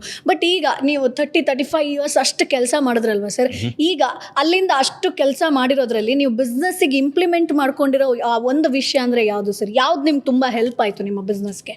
ಇವಾಗ ನಾವು ಪ್ರಾಡಕ್ಟ್ಸು ಸೇಲ್ ಮಾಡೋಕ್ಕೆ ಎರಡು ಮೀಡಿಯಮ್ ಇದೆ. ಒಂದು ಕಾಮರ್ಸಲ್ಲಿ ಮಾಡ್ತೀವಿ, ಎರಡು ಎಕ್ಸಿಬಿಷನಲ್ಲಿ ಮಾಡ್ತೀವಿ. One of my first job ಸೇಲ್ಸಲ್ಲಿ ಇದ್ದೆ ಅಂತ ಹೇಳಿದ್ನಲ್ಲ, ಆವಾಗ ಒಂದು ಸ್ವಲ್ಪ ಟೈಮು ನಾನು ಸೇಲ್ಸ್ ಪ್ರಮೋಷನ್ನು ಮಾಡಿದ್ದೆ. ಸೊ ಆವಾಗ ಮಾಡಿದ ಸೇಲ್ಸ್ ಪ್ರಮೋಷನ್ ಇವಾಗ ನಾನು ಕೌಂಟ್ರಿಂದ ನಿಂತ್ಕೊಂಡು ಕಸ್ಟಮರ್ಸಿಗೆ ಪ್ರಾಡಕ್ಟು ಸೇಲ್ ಮಾಡೋಕ್ಕೆ ಭಾಳ ಹೆಲ್ಪ್ ಆಗ್ತಾ ಇದೆ. Okay okay okay. ಸೊ ಹೇಳ್ತಾರಲ್ಲ, ಲೈಫ್ ಇಸ್ ಅ ಸರ್ಕಲ್ ಅಂತ. ಒಂದು 35 ವರ್ಷ ಆದ್ಮೇಲೆ ಮತ್ತೆ ಸೇಮ್ ಅದೇ ಬ್ಯಾಕ್ ಟು ಸ್ಕ್ವೇರ್ ಒನ್ ಅಲ್ಲಿ ಬಂದು ನಿಂತಿದ್ದೀನಿ ನಾನು. ಸೊ ಅದು ನಿಮ್ಮ ಓನ್ ಬಿಸ್ನೆಸ್ಗೆ ಈಗ ನೀವು ಪ್ರಮೋಟ್ Definitely, ಮಾಡ್ತಾ ಇದ್ರ, definitely. ಮುಂಚೆ ಬೇರೆ ಬಿಸ್ನೆಸ್ಗೆ ಪ್ರಮೋಟ್ ಮಾಡ್ತಾ ಇದ್ರಿ. ಹೌದು. ಸೊ ಇವಾಗ ಅದು ಶುರುವಾಗಿದೆ. ಸೊ ಅದರಿಂದ that is an important element ಇಲ್ಲಿ ಬಂದಿರೋದು. ಎರಡನೇದು ಬೇರೆ ಕಲ್ತಿದ್ದು ಮಾರ್ಕೆಟಿಂಗು, ಹೌದು ಸೇಲ್ಸು, ಫೈನಾನ್ಸು ಭಾಳ ಇಂಪಾರ್ಟೆಂಟ್. ಹೌದು ಹೌದು. ಅದೆಲ್ಲ ಒಳ್ಳೆ ಹೆಲ್ಪ್ ಮಾಡ್ತಾ ಇದೆ. ಬಟ್ ಈಗ ನಿಮಗೆ ಬಿಸ್ನೆಸ್ ಅಲ್ಲಿ ಯಾವ್ದು ಕಷ್ಟ ಆಯ್ತು ಸರ್? ಈಗ ಫಿನಾನ್ಸ್ ಆಗಿರ್ಬೋದು ನೀವು ಹೇಳಿದ್ರಿ, ಅಥವಾ ಮಾರ್ಕೆಟಿಂಗ, ಅಥವಾ ಒಂದು ತಾಳ್ಮೆ ಅನ್ನೋದು. ಈಗ ಬಿಸ್ನೆಸ್ ಶುರು ಮಾಡಬೇಕು ಅಂತಂದ್ರೆ ಎಲ್ಲರೂ ಕೂಡ ಹೇಳ್ತಾರೆ ಬಿಸ್ನೆಸ್ ಶುರು ಮಾಡಿದ ತಕ್ಷಣ ಪ್ರಾಫಿಟ್ ಬರುತ್ತೆ ಅಂತ ಅನ್ಕೋಬೇಡಿ ಅಂತ ಹೇಳ್ಕೊಂಡು, ತುಂಬ ಪೇಷನ್ಸ್ ಬೇಕು ಅಂತ. ಸೊ ಪೇಷನ್ಸು, ಫಿನಾನ್ಸು, ಮಾರ್ಕೆಟಿಂಗ್, ಈ ಮೂರಲ್ಲಿ ಯಾವ್ದು ಕಷ್ಟ ಆಯ್ತು ನಿಮಗೆ? ಸೊ ಎಲ್ಲ ಇಂಟರ್ಲಿಂಕ್ಡು. ಇವಾಗ ಫೈನಾನ್ಸ್ ಇದ್ದರೆ ನೀವು ಮಾರ್ಕೆಟಿಂಗ್ ಮಾಡ್ಬೋದು. ಓಕೆ. ಮಾರ್ಕೆಟಿಂಗ್ ಮಾಡಿದ್ರೆ ಫೈನಾನ್ಸ್ ಬರುತ್ತೆ. ಹಾಂ. ಹೆಂಗೆ? ಈಗ ಪ್ರತಿಯೊಬ್ಬರೂ ನಾನು ಹೋಗಿ ಯಾವ್ದಾದ್ರು ಸ್ಟೋರಲ್ಲಿ ನೀವು ಪ್ರಾಡಕ್ಟ್ ಇಡೀಸ್ ಅಂತ ಕೇಳಿದಾಗ ಹಾಂ. ಟಿ ವಿಲಿ ಅಡ್ವರ್ಟೈಸ್ಮೆಂಟ್ ಇದೆಯಾ? ಓಕೆ. ಟಿ ವಿಲಿ ಅಡ್ವರ್ಟೈಸ್ಮೆಂಟ್ ಇದ್ದು ಜನ ಬಂದು ಕೇಳಿದ್ರೆ ನಾವು ಇಡ್ತೀವಿ. ಕೊಡ್ತೀವಿ. ಹಾಂ. ಸೊ ಅಲ್ಲಿ ಟಿ ವಿಲಿ ಅಡ್ವರ್ಟೈಸ್ಮೆಂಟ್ ಹಾಕೋಕ್ಕೆ ಹಣ ಬೇಕು. ಅಲ್ಲಿ ಹಣ ಹಾಕಿ ನೀವು ಅಡ್ವರ್ಟೈಸ್ ಮಾಡಿದ್ರೆ ಜನರು ತಗೋತಾರೆ, ಫೈನಾನ್ಸ್ ಬರುತ್ತೆ ನಮ್ಮ ಕಂಪ್ನಿಗೆ ವಾಪಸ್. ಸೊ ಇದು ಒಂದು ಇಂಟರ್ಲಿಂಕ್ಡ್ ಪ್ರಾಸೆಸ್ ಇದು. ಸೊ ಎರಡನ್ನೂ ನಾವು ಸಪ್ರೇಟಾಗಿ ನೋಡೋಕ್ಕಾಗಲ್ಲ ಹೌದು ಅಲ್ವಾ? ಸೊ ಎರಡನೇದಾಗಿ ಪೇಷನ್ಸ್. ಯಾಕೆ ಪೇಷನ್ಸ್ ಬೇಕು ಅಂದರೆ, ಇವಾಗ ಸದ್ಯಕ್ಕೆ ನಮ್ಮ ಬಿಸ್ನೆಸ್ ಇರೋದು ನಮ್ಮ ಓನ್ ಫಂಡಿಂಗಲ್ಲಿ, ಪ್ಲಸ್ ಎರಡನೇದಾಗಿ ಬ್ಯಾಂಕ್ ಲೋನ್ ತೊಗೊಂಡಿದ್ದೀವಿ. ಇವಾಗ ನೀವು ಒಂದು IT ಆ್ಯಪ್ ಮಾಡ್ತೀರಾ. IT ಆ್ಯಪ್ ಮಾಡಿದ ತಕ್ಷಣ ಅದರಲ್ಲಿ ರೆವೆನ್ಯೂ ಇದೆಯೋ ಇಲ್ವೋ ಗೊತ್ತಿಲ್ಲ, ವ್ಯಾಲ್ಯೂಯೇಷನ್ ಹೋಗ್ಬಿಡುತ್ತೆ ಮೇಲೆ. ಈ ಒಂದು ಮ್ಯಾನುಫ್ಯಾಕ್ಚರಿಂಗು, ಪ್ರಾಡಕ್ಟ್ ಬೇಸ್ಡ್ ಬಿಸ್ನೆಸ್ಸಲ್ಲಿ ನಾವು ಎಷ್ಟೇ ಒಂದು ವ್ಯಾಲ್ಯೂ ತೊಗೊಂಡು ಬಂದ್ರೂ ಆ ಒಂದು ಇವ್ಯಾಲ್ಯೂಯೇಟ್ ಮಾಡಿ ಫಂಡಿಂಗ್ ಸಿಗೋದು ಭಾಳ ಕಷ್ಟ ಆಗಿಬಿಟ್ಟಿದೆ. ಓಕೆ. ಸೊ ಅದರಿಂದ ಪೇಷನ್ಸ್ ಅನ್ನೋದು ಸಿಕ್ಕಾಪಟ್ಟೆ ಇಂಪಾರ್ಟೆಂಟು. ಫಸ್ಟ್ ಸೋಪ್ ಸೇಲ್ ಆದಾಗ ಭಾಳ ಖುಷಿ ಆಯಿತು. ಅದೇ ಥರ ಆ್ಯಸ್ ವಿ ಗ್ರೋ ಹೋಗ್ತಾ ಇದ್ದಂಗೆ, ಆ್ಯಸ್ ವಿ ಸೆಲ್ ಮೋರ್, ಹೊಸ ಪ್ರಾಡಕ್ಟ್ಸ್ ಬಂದು ನಾವು ಸೇಲ್ ಮಾಡ್ಕೊಂಡು ಹೋಗ್ತಾ ಇದ್ದಂಗೆ ನಮ್ಮ ಒಂದು ಜಾಯ್ ಈಸ್ ವೆರಿ ಹೈ. ಸಿಕ್ಕಾಪಟ್ಟೆ ಒಂಥರ ಸಂತೋಷದ ಸ್ಯಾಟಿಸ್ಫ್ಯಾಕ್ಷನ್ ಫ್ಯಾಕ್ಟರ್ ಜಾಸ್ತಿ ಇದೆ. ಬಟ್ ಫೈನಲಿ ಅದೆಲ್ಲ ಕಲ್ಮಿನೇಟ್ ಆಗಿ ನಮಗೆ ಯಾವಾಗ ಬರುತ್ತೆ? ಮಂತ್ಲಿ ಕ್ಯಾಶ್ ಫ್ಲೋ ಬಂದು ನಾವು ಪ್ರಾಫಿಟಲ್ಲಿ ಬರಬೇಕು. ಎರಡನೇದಾಗಿ ಇಷ್ಟು ವರ್ಷ ಮಾಡ್ಕೊಂಡಿರೋ ಅಕ್ಯುಮುಲೇಟೆಡ್ ಲಾಸಸ್ಸು ಕ್ಲಿಯರ್ ಆಗಬೇಕು. ಈ ಎರಡು ಬಂದಾಗ ಒಂಥರ ನಾವು ನೆಮ್ಮದಿಯಾಗಿ ಉಸಿರಾಡ್ಬೋದು. ಅಲ್ಲಿವರೆಗೂ ಹೊಡೆದಾಡ್ತಾನೆ ಇರಬೇಕು ಅಲ್ವಾ? ಬಟ್ ಈಗ ಭಾರತಿ ಮ್ಯಾಮ್ ಶುರು ಮಾಡಿದ್ರಲ್ವಾ, ಸೊ ಅವ್ರದ್ದು ಡ್ರೀಮ್ ಬಿಸ್ನೆಸ್ ಆಗಿತ್ತು, ಅಥವಾ ಆ ರೈಸಾ ಪ್ರಾಡಕ್ಟ್ ಅಥವಾ ಬಿಸ್ನೆಸ್ನ ಶುರು ಮಾಡಬೇಕು ಅಂತ ಅವ್ರಿಗೆ ಯಾಕೆ ಅನ್ನಿಸ್ತು? ಆ್ಯಂಡ್ ಯಾಕೆ ರೈಸಾ ಅಂತಾನೆ ಇಟ್ರಿ ಮ್ಯಾಮ್? ಸೊ ನಮ್ಮ ಈ ಒಂದು ಬಿಸ್ನೆಸ್ ಶುರುವಾಗಿದೆ ನಮ್ಮ ಮನೆ ಗ್ಯಾರಾಜಲ್ಲಿ. ಓಕೆ. ರೈಟ್. ಸೊ ನಾನು ವರ್ಕ್ ಮಾಡ್ತಾ ಇದ್ದೆ. ಸೊ ಮೇಡಮ್ ಬಂದು ಬೆಂಗಳೂರಿಗೆ ಶಿಫ್ಟ್ ಆದರು, ಬಾಂಬೆಲಿದ್ದರು ಅವರು. ಶಿಫ್ಟ್ ಆದಾಗ ಅವರಿಗೆ ಸ್ಕಿನ್ ಅಲರ್ಜೀಸ್ ಶುರುವಾಯಿತು. ಓಕೆ. ಹಾಂ. ಸೊ ಡಾಕ್ಟರ್ ಹತ್ರ ಹೋಗಿ ಮತ್ತು ಅವರಾಗೆ ಸೆಲ್ಫ್ ಸ್ಟಡಿ ಎಲ್ಲ ಮಾಡಿ ತಿಳ್ಕೊಂಡ್ಮೇಲೆ ನಮ್ಮ ಸ್ಕಿನ್ ಕೇರ್ ಪ್ರಾಡಕ್ಟ್ಸಲ್ಲಿರೋ ಪ್ಯಾರಾಬೀನು, ಸಿಲಿಕಾನು ಅದೆಲ್ಲ ಅಲರ್ಜಿ ಟ್ರಿಗರ್ ಮಾಡುತ್ತೆ ಅಂತ ಗೊತ್ತಾಯಿತು. ಓಕೆ. ಇವಾಗ ಪ್ರತಿಯೊಂದು ಪ್ರಾಡಕ್ಟು ಪ್ರತಿಯೊಂದು ಸ್ಕಿನ್ಗೂ ಸೂಟ್ ಆಗಬೇಕು ಅಂತಿಲ್ಲ. ಹೌದು ಹೌದು ಅಲ್ವಾ? ಈಗ ಕರೆಂಟ್ ಸಿಚುವೇಷನಲ್ಲಿ ನಮ್ಮ ಜೆನೆಟಿಕಲಿ ಒಂದು, ಎರಡನೇದು ನಾವು ಫುಡ್ ಹ್ಯಾಬಿಟ್ಸಿಂದ ಸುಮಾರು ಅಲರ್ಜಿಗಳು ಶುರು ಆಗ್ಬಿಟ್ಟಿದೆ. ಕರೆಕ್ಟ್. ಹೌದು. ಇವಾಗ ನಾನೆಲ್ಲ ಬೆಳೆಯೋವಾಗ ಈ ಗ್ಲೂಟನ್ ಇಂಟಾಲರೆನ್ಸು, ಲ್ಯಾಕ್ಟೋಸ್ ಇಂಟಾಲರೆನ್ಸು, ಫುಡ್ ಅಲರ್ಜಿ ಏನೂ ಕೇಳೇ ಇರಲಿಲ್ಲ. ಹೌದು. ಏನು ಬೇಗೋ ತಿಂತಾ ಇದ್ವಿ, ಆರಾಮಾಗಿದ್ವಿ. ಇವಾಗ ಕೆಲವರಿಗೆ ಗೋಧಿ ತಿಂದರೆ ಆಗಲ್ಲ. ಯಾಕೆ? GMO ಗೋಧಿ ಬಂದಿದೆ ಆಚೆ ಕಡೆ, ನಮ್ಮ ನೇಟಿವ್ ಗೋಧಿ ಹೋಗ್ಬಿಟ್ಟಿದೆ. ಹೌದು ಹೌದು. ಹಾಲು ಲ್ಯಾಕ್ಟೋಸ್ ಇಂಟಾಲರೆನ್ಸ್ ಬಂದಿದೆ. ಯಾಕೆ? ನಮಗೆ ಸಿಗ್ತಾ ಇರೋ ನಾಟಿ ಹಸು ಹಾಲಿಲ್ಲ, ಪ್ರತಿಯೊಂದೂ ಹಾರ್ಮೋನ್ ಇಂಜೆಕ್ಟೆಡ್ ಪ್ರೊಡಕ್ಷನ್ ಜಾಸ್ತಿ ಮಾಡಬೇಕು ಅಂತ ಬಂದಿದೆ. ಅದೆಲ್ಲ ಹ್ಯೂಮನ್ ಬಾಡಿಗೆ ಎಫೆಕ್ಟ್ ಆಗುತ್ತೆ ಅದು. ಸೊ ಇದು ಒಂದು ಬೇಸಿಕ್ ಫೌಂಡೇಶನ್. ಸೊ ಇವರಿಗೆ ಈ ಒಂದು ಪ್ರಾಬ್ಲಮ್ ಶುರುವಾಯಿತು. ಸೊ ಆವಾಗ ನನಗೆ ಶುರು ಆದಮೇಲೆ ನಾನು ಹೆಂಗೆ ಇದನ್ನು ಸಾಲ್ವ್ ಮಾಡ್ಕೊಳ್ಳೋದು ಅಂತ ನೋಡಿದ್ರು. ಸೊ ಕೆಲವು ಕೋರ್ಸಸ್ ಮಾಡಿದ್ರು. ಈ ಥರ ಸ್ಕಿನ್ ಕೇರಲ್ಲಿ ಪ್ರಾಬ್ಲಮ್ ಇರುವಾಗ ನಾನು ಯಾವ ಥರ ಒಂದು ಪ್ರಾಡಕ್ಟ್ ತಯಾರಿಸ್ಬೋದು, ಅದರಲ್ಲಿ ಇದೆಲ್ಲ ಏನು ಇಟ್ಕೊಳ್ದೇ ಇರೋ ಥರ. Okay okay. ಸೊ ಅದೊಂದು ರಿಸರ್ಚ್ ಮಾಡಿ ಮನೆಯಲ್ಲೇ ಒಂದು ಗರಾಜಲ್ಲಿ ಒಂದು ಸಣ್ಣ ಸೋಪ್ ಮಾಡೋದು. ಅವಾಗ ಎಷ್ಟು ಜಾಗ ಇತ್ತು ಸರ್ ಮನೆಯಲ್ಲ? ಚಿಕ್ಕ ಗ್ಯಾರೇಜ್ ಅಂತಂದ್ರೆ ಗರಾಜ್ ಅಂದ್ರೆ ಏನು, ಒಂದು 200 ಸ್ಕ್ವೇರ್ ಫೀಟ್ ಇರ್ಬೋದು ಅಷ್ಟೇ. Okay okay. 100-200 ಸ್ಕ್ವೇರ್ ಫೀಟ್ ಇರುತ್ತೆ ಗರಾಜ್. ಇದರಲ್ಲಿ ಶುರು ಮಾಡಿದ್ರು. ಸೊ ನಾನು ಎನಿವೇ ವರ್ಕ್ ಮಾಡ್ತಾ ಇದ್ದೆ. ಸೊ ಅವ್ರು ಎಂಗೇಜ್ ಆಗಿದ್ರು. ಸೊ ಅವರು ಕಾರ್ಪೊರೇಟ್ ಲೈಫ್ ಬಿಟ್ಟು ಇದನ್ನ she was managing the house. Okay. ಯಾಕಂದ್ರೆ ನಂದು ಆಲ್ಮೋಸ್ಟ್ ಫುಲ್ ವೀಕ್ ಟ್ರಾವೆಲ್ ಇತ್ತು. ಸೊ ಅದರಿಂದ ಮನೆ ನೋಡ್ಕೊಳ್ಳೋದು ಜವಾಬ್ದಾರಿ ಅವ್ರು ತಗೊಂಡಿದ್ರು. ಸೊ ಹಿಂಗಾಗಿ ಇದೇನಾಯ್ತು, ಅವ್ರು ಮಾಡೋಕ್ಕೆ ಶುರು ಮಾಡಿದಾಗ ನೇಬರ್ಸ್ ಎಲ್ಲ ಬಂದು ನೋಡಿದ್ರು, ನಮ್ಮ ರಿಲೇಟಿವ್ಸ್ ಬಂದಾಗ ಅಂದ್ರೆ ಅವರೇ ಪ್ರಿಪೇರ್ ಮಾಡ್ತಿದ್ರು ಸೋಪ್ ಎಲ್ಲ? ಪ್ರಿಪೇರ್ ಮಾಡ್ತಿದ್ರು. ಟ್ರೈನಿಂಗ್ ಎಲ್ಲ ತಗೊಂಡು ಎಲ್ಲ ಮಾಡಿ ಮನೇಲಿ ಅವರೇ ಸೋಪು ಶಾಂಪು ಎಲ್ಲ ಮಾಡ್ತಾ ಇದ್ರು. ಜನರು ಏನು ಮಾಡಿದ್ರು, ನೇಬರ್ಸು, ರಿಲೇಟಿವ್ಸು, ಫ್ರೆಂಡ್ಸು ಎಲ್ಲ ಬಂದು ಚೆನ್ನಾಗಿದೆ, ನಾನು ಟ್ರೈ ಮಾಡ್ಬೋದಾ, ಏನೋ ಮಾಡ್ತಾ ಇದೆಯಲ್ಲ ಅಂದರು. ಸೊ ಓಕೆ ಅಂತ ಅವರು ಶುರು ಮಾಡಿದ್ರು. ಅಲ್ಲಿಂದ ಇದು ಬಂದು ನಿಮ್ಮ ಪ್ರಾಡಕ್ಟ್ ಚೆನ್ನಾಗಿದೆ, ನಮ್ಮ ಕಮ್ಯುನಿಟಿಲಿ ಒಂದು ಎಕ್ಸಿಬಿಷನ್ ಇಡ್ತಾ ಇದ್ದೀವಿ, ನೀನು ಯಾಕೆ ಪಾರ್ಟಿಸಿಪೇಟ್ ಮಾಡಬಾರ್ದು? ಸೊ ಅದು first step of going in to selling the product. Super. So ಅದರಿಂದ ಜನ ತಗೊಂಡ್ರು, ಮೆಚ್ಚುಗೆ ಆಯಿತು. ಅಲ್ಲಿಂದ ಇನ್ಯಾವುದೋ ಒಂದು ಕನೆಕ್ಟ್ ಸಿಕ್ತು. ಆ ಕನೆಕ್ಟಲ್ಲಿ ನೀವು ಬನ್ನಿ, ದೊಡ್ಡ ಎಕ್ಸಿಬಿಷನ್ ಆಗ್ತಾ ಇದೆ, ಜೈಪುರಿಗೆ ಬನ್ನಿ ಅಂತ ಕರೆದು. ಸೊ ಬೆಂಗಳೂರಲ್ಲಿ ಒಂದು ಎಕ್ಸಿಬಿಷನ್ ಮಾಡಿದವ್ರು ನೆಕ್ಸ್ಟ್ ಎಕ್ಸಿಬಿಷನ್ ಜೈಪುರಲ್ಲಿ ಇದ್ವಿ. ಯಾಕಂದರೆ ಕಾಂಟ್ಯಾಕ್ಟಿಂದ ಬಂತು. ಇಲ್ಲಾಂದ್ರೆ ನಮ್ಗೆ ಯಾವ ಥರ ಮಾರ್ಕೆಟ್ ಮಾಡೋದು ಏನೂ ಗೊತ್ತಿಲ್ಲ. ಆ ಟೈಮ್ ಕಂಪನಿ ಫಾರ್ಮೂ ಆಗಿರಲಿಲ್ಲ. ಸೊ ನಾವು ಯಾವಾಗ ಜೈಪುರಿಗೆ ಹೋಗ್ಬೇಕಾಗಿ ಬಂತೋ, ಇಂಟರ್ ಸ್ಟೇಟು ನಾವು ಲಾ ಕಂಪ್ಲೇಂಟ್ ಆಗಿರಬೇಕು ಅಂದ್ಬಿಟ್ಟು ಆವಾಗ ಟ್ರೇಡ್ ಮಾರ್ಕ್ ರಿಜಿಸ್ಟರ್ ಮಾಡಿಸಿದ್ವಿ, GST ರಿಜಿಸ್ಟ್ರೇಷನ್ ತೊಗೊಂಡ್ವಿ, ಇದೆಲ್ಲ ಆಯಿತು. ಸೊ ಇಲ್ಲಿಂದ ನಮ್ಮ ಒಂದು ಜರ್ನಿ ಶುರುವಾಯಿತು. ಸೊ ಅಲ್ಲಿ ಜೈಪುರಲ್ಲಿ 2 ಎಕ್ಸಿಬಿಷನ್ ಬ್ಯಾಕ್ ಟು ಬ್ಯಾಕ್ ಆಯಿತು, ಸೋಲ್ಡ್ ಔಟ್ ಆಯಿತು. JW ಮ್ಯಾರಿಯಟ್ ಬೆಂಗಳೂರಲ್ಲಿ ಮಾಡಿದ್ವಿ, UB ಸಿಟಿಲಿ, ಅದು ಒಂದು ಚೆನ್ನಾಗಿ ನಡೀತು. ಈ 3 ಎಕ್ಸಿಬಿಷನ್ ರೆಸ್ಪಾನ್ಸ್ ಬಂದಾಗ ನಾವು ಕೂತು ಆಲೋಚನೆ ಮಾಡಿದ್ವಿ. ಆವಾಗ ನಾನು ನನ್ನ 2 ಜಾಬ್ ಬ್ರೇಕಲ್ಲಿದ್ದೆ, ಸ್ಟಡಿ ಮಾಡ್ತಾ ಇದ್ದೆ. ಸೊ ಈ ಥರ ಮಾಡುವಾಗ ನಾವು ಯಾಕೆ ಇದನ್ನು ಕಮರ್ಷಿಯಲ್ ಸ್ಕೇಲಿಗೆ ತೊಗೊಂಡೋಗಬಾರ್ದು ಅಂತ ಒಂದು ಪ್ಲ್ಯಾನ್ ಬಂತು. ಸೊ ಆವಾಗ ನಾವು ಡ್ರಗ್ ಆಫೀಸ್ ವಿಸಿಟ್ ಮಾಡಿ ಅಲ್ಲಿ ಅವ್ರನ್ನ ಎಲ್ಲ ರೂಲ್ಸ್ ಎಲ್ಲ ತಿಳ್ಕೊಂಡಾಗ ಫಸ್ಟ್ ರಿಕ್ವೈರ್ಮೆಂಟ್ ಬಂದಿದ್ದು ಕಮರ್ಷಿಯಲ್ ಪ್ರಿಮೈಸಸ್ ಇಲ್ಲಿರಬೇಕು, ಮನೇಲಿ ಮಾಡಬಾರ್ದು, ಇದು ಮಾಡಂಗಿಲ್ಲ. Okay. So we set fine. ಎರಡನೇದು, ನೀವು ಅದಕ್ಕೆ ಲೈಸೆನ್ಸ್ ಒಂದು ಅಪ್ಲೈ ಮಾಡಿ ತೊಗೋಬೇಕು. ಆ ಲೈಸೆನ್ಸ್ ತೊಗೊಳಕ್ಕೆ ಏನು ಕಂಡೀಷನು? ಫಸ್ಟು ನಿಮ್ಮ ಜಾಗ ಚೆನ್ನಾಗಿರಬೇಕು, ಕಮರ್ಷಿಯಲ್ ಜಾಗ ಆಗಿರಬೇಕು, ಇಂಡಸ್ಟ್ರಿಯಲ್ ಲ್ಯಾಂಡ್ ಆಗಿರಬೇಕು. ಎರಡನೇದಾಗಿ ಅದರಲ್ಲಿ ನೀವು ಫುಲ್ಲು ಮಷಿನರಿ ಎಲ್ಲ ಸೆಟ್ ಮಾಡಿ as per the law ready ಮಾಡಿಕೊಂಡು ಲೈಸೆನ್ಸ್ ಅಪ್ಲೈ ಮಾಡಬೇಕು. ಸೊ ನಾವು ಫಸ್ಟು ಜಾಗ ತೊಗೊಂಡ್ವಿ, ಬಾಡಿಗೆ ಕಟ್ಟಕ್ಕೆ ಶುರು ಮಾಡಿದ್ವಿ, ಬ್ಯಾಂಕ್ ಲೋನ್ ತೊಗೊಂಡು ಮಷಿನರಿ ಇನ್ಸ್ಟಾಲ್ ಮಾಡಿದ್ವಿ, ಇನ್ಫ್ರಾಸ್ಟ್ರಕ್ಚರ್ ಎಲ್ಲ ರೆಡಿ ಮಾಡಿದ್ವಿ. ಅದಾದಮೇಲೆ ಲೈಸೆನ್ಸ್ ಅಪ್ಲೈ ಮಾಡಿ ಲೈಸೆನ್ಸ್ ಬರೋ ಅಷ್ಟೊತ್ತು ಕೋವಿಡ್ ಬಂತು. ಸೊ ನಮ್ಮ ಒಂದು 2 ಇಯರ್ಸ್ 3 ಇಯರ್ಸ್ ಏನೂ ನಡೀಲೇ ಇಲ್ಲ. ಸೊ ಅದಾದಮೇಲೆ ನಾನು anyway I was back in employment. ಆ ಟೈಮಲ್ಲಿ ಮತ್ತೆ ಕೆಲಸಕ್ಕೆ ಹೋಗ್ತಾ ಇದ್ದೆ ನಾನು. ಸೊ ಅದರಿಂದ ಹೆಂಗೋ ನಡ್ಕೊಂಡು ಹೋಗ್ತಾ ಇತ್ತು, ಕಾಸ್ಟ್ ಎಲ್ಲ ಮ್ಯಾನೇಜ್ ಆಯಿತು. 22ನಲ್ಲಿ ಆ್ಯಕ್ಚುಲಿ ನಾವು ಶುರು ಮಾಡಿದ್ವಿ. ನಮ್ಮ ಈ ಥರ ಒಬ್ಬರು ಗೆಳೆಯರು ಬಂದು, ನೀವು ಮಾಡ್ತಾ ಇರೋದು ಸ್ವಲ್ಪ ಹೈ ಎಂಡ್ ಪ್ರಾಡಕ್ಟು, ಒಂದು ಸಾಮಾನ್ಯ ಜನರಿಗೆ ಮುಟ್ಟುವಂಥದ್ದು ಯಾಕೆ ಮಾಡ್ಬಾರ್ದು? ಯಾಕಂದರೆ ನಿಮ್ದು ಕೆಮಿಕಲ್ ಫ್ರೀ ಅಂತೆಲ್ಲ ಹೇಳ್ತೀವಿ, ಬಟ್ ಅದು ಬರೀ ದೊಡ್ಡವ್ರು ಮಾತ್ರ ಅಫೋರ್ಡೆಬಲ್ಲು, ಎಲ್ಲರಿಗೂ ಮಾಡೋ ಥರ ಯಾಕೆ ಕಷ್ಟ ಆಗುತ್ತೆ? ಸೊ ಆವಾಗ ನಾವು ಜನರಿಗೆ ಈಸಿಯಾಗಿ ಪ್ರೊನೌನ್ಸ್ ಮಾಡೋಕ್ಕೆ, ಅಂದರೆ it should connect with them. So Raisa ಅಂತ ಒಂದು ಸಣ್ಣ ವರ್ಡ್ದು ಒಂದು ಹೆಸರು ತೊಗೊಂಡು ಬಂದ್ವಿ. ಓಕೆ, ಆಯಿತಾ? ಸೊ ರೈಸಾ ಅಂತ ಫಸ್ಟ್ ಹುಡುಕಿದವ್ರು ಯಾರು? ನೀವಾ, ನಿಮ್ಮ ವೈಫ್? ಸರ್, ವೈಫ್ ಅವರೇ ಹುಡುಗಿ ಸ್ವಲ್ಪ ಡೆಲಿಬ್ರೇಷನ್ ಎಲ್ಲ ಮಾಡಿ ಫೈನಲ್ ಆಗಿ ಆಯಿತು. ಸೊ ಇದಕ್ಕೆ ರೈಸಾ ಅನ್ನೋದಕ್ಕೆ ಸುಮಾರು ಮೀನಿಂಗ್ ಇದೆ, ಪ್ರತಿಯೊಂದು ಭಾಷೆನಲ್ಲೂ ಇದೆ. ಸೊ ಒನ್ ಆಫ್ ದಿ ಲ್ಯಾಂಗ್ವೇಜಸ್ಸಲ್ಲಿ ನೋಡಿದ್ರೆ ಲೀಡರ್ ಅಂತ, ಓಕೆ, ಇನ್ನೊಂದು ಲ್ಯಾಂಗ್ವೇಜಲ್ಲಿ ರೋಸ್ ಅಂತ ಇದೆ. ಸೊ ಸಂಸ್ಕೃತದಲ್ಲಿ ನೋಬಲ್, ಆನೆಸ್ಟ್ ಅಂತ ಬರುತ್ತೆ, ನೀವು ನೋಡಿದ್ರೆ. ಸೊ ಈ ಥರ ಸುಮಾರು ಮೀನಿಂಗ್ಗಳಿದೆ ಒಂದು ವರ್ಡ್ಗೆ. ಪ್ಲಸ್ ಇಟ್ಸ್ ಇದು ನಾವು ಫಾರ್ ಈಸ್ಟಲ್ಲಿ, ಆಮೇಲೆ ಸೌತ್ ಅಮೆರಿಕನ್ ಸೈಡಲ್ಲೆಲ್ಲ ಇದು ಭಾಳ ಪಾಪ್ಯುಲರ್ ನೇಮು.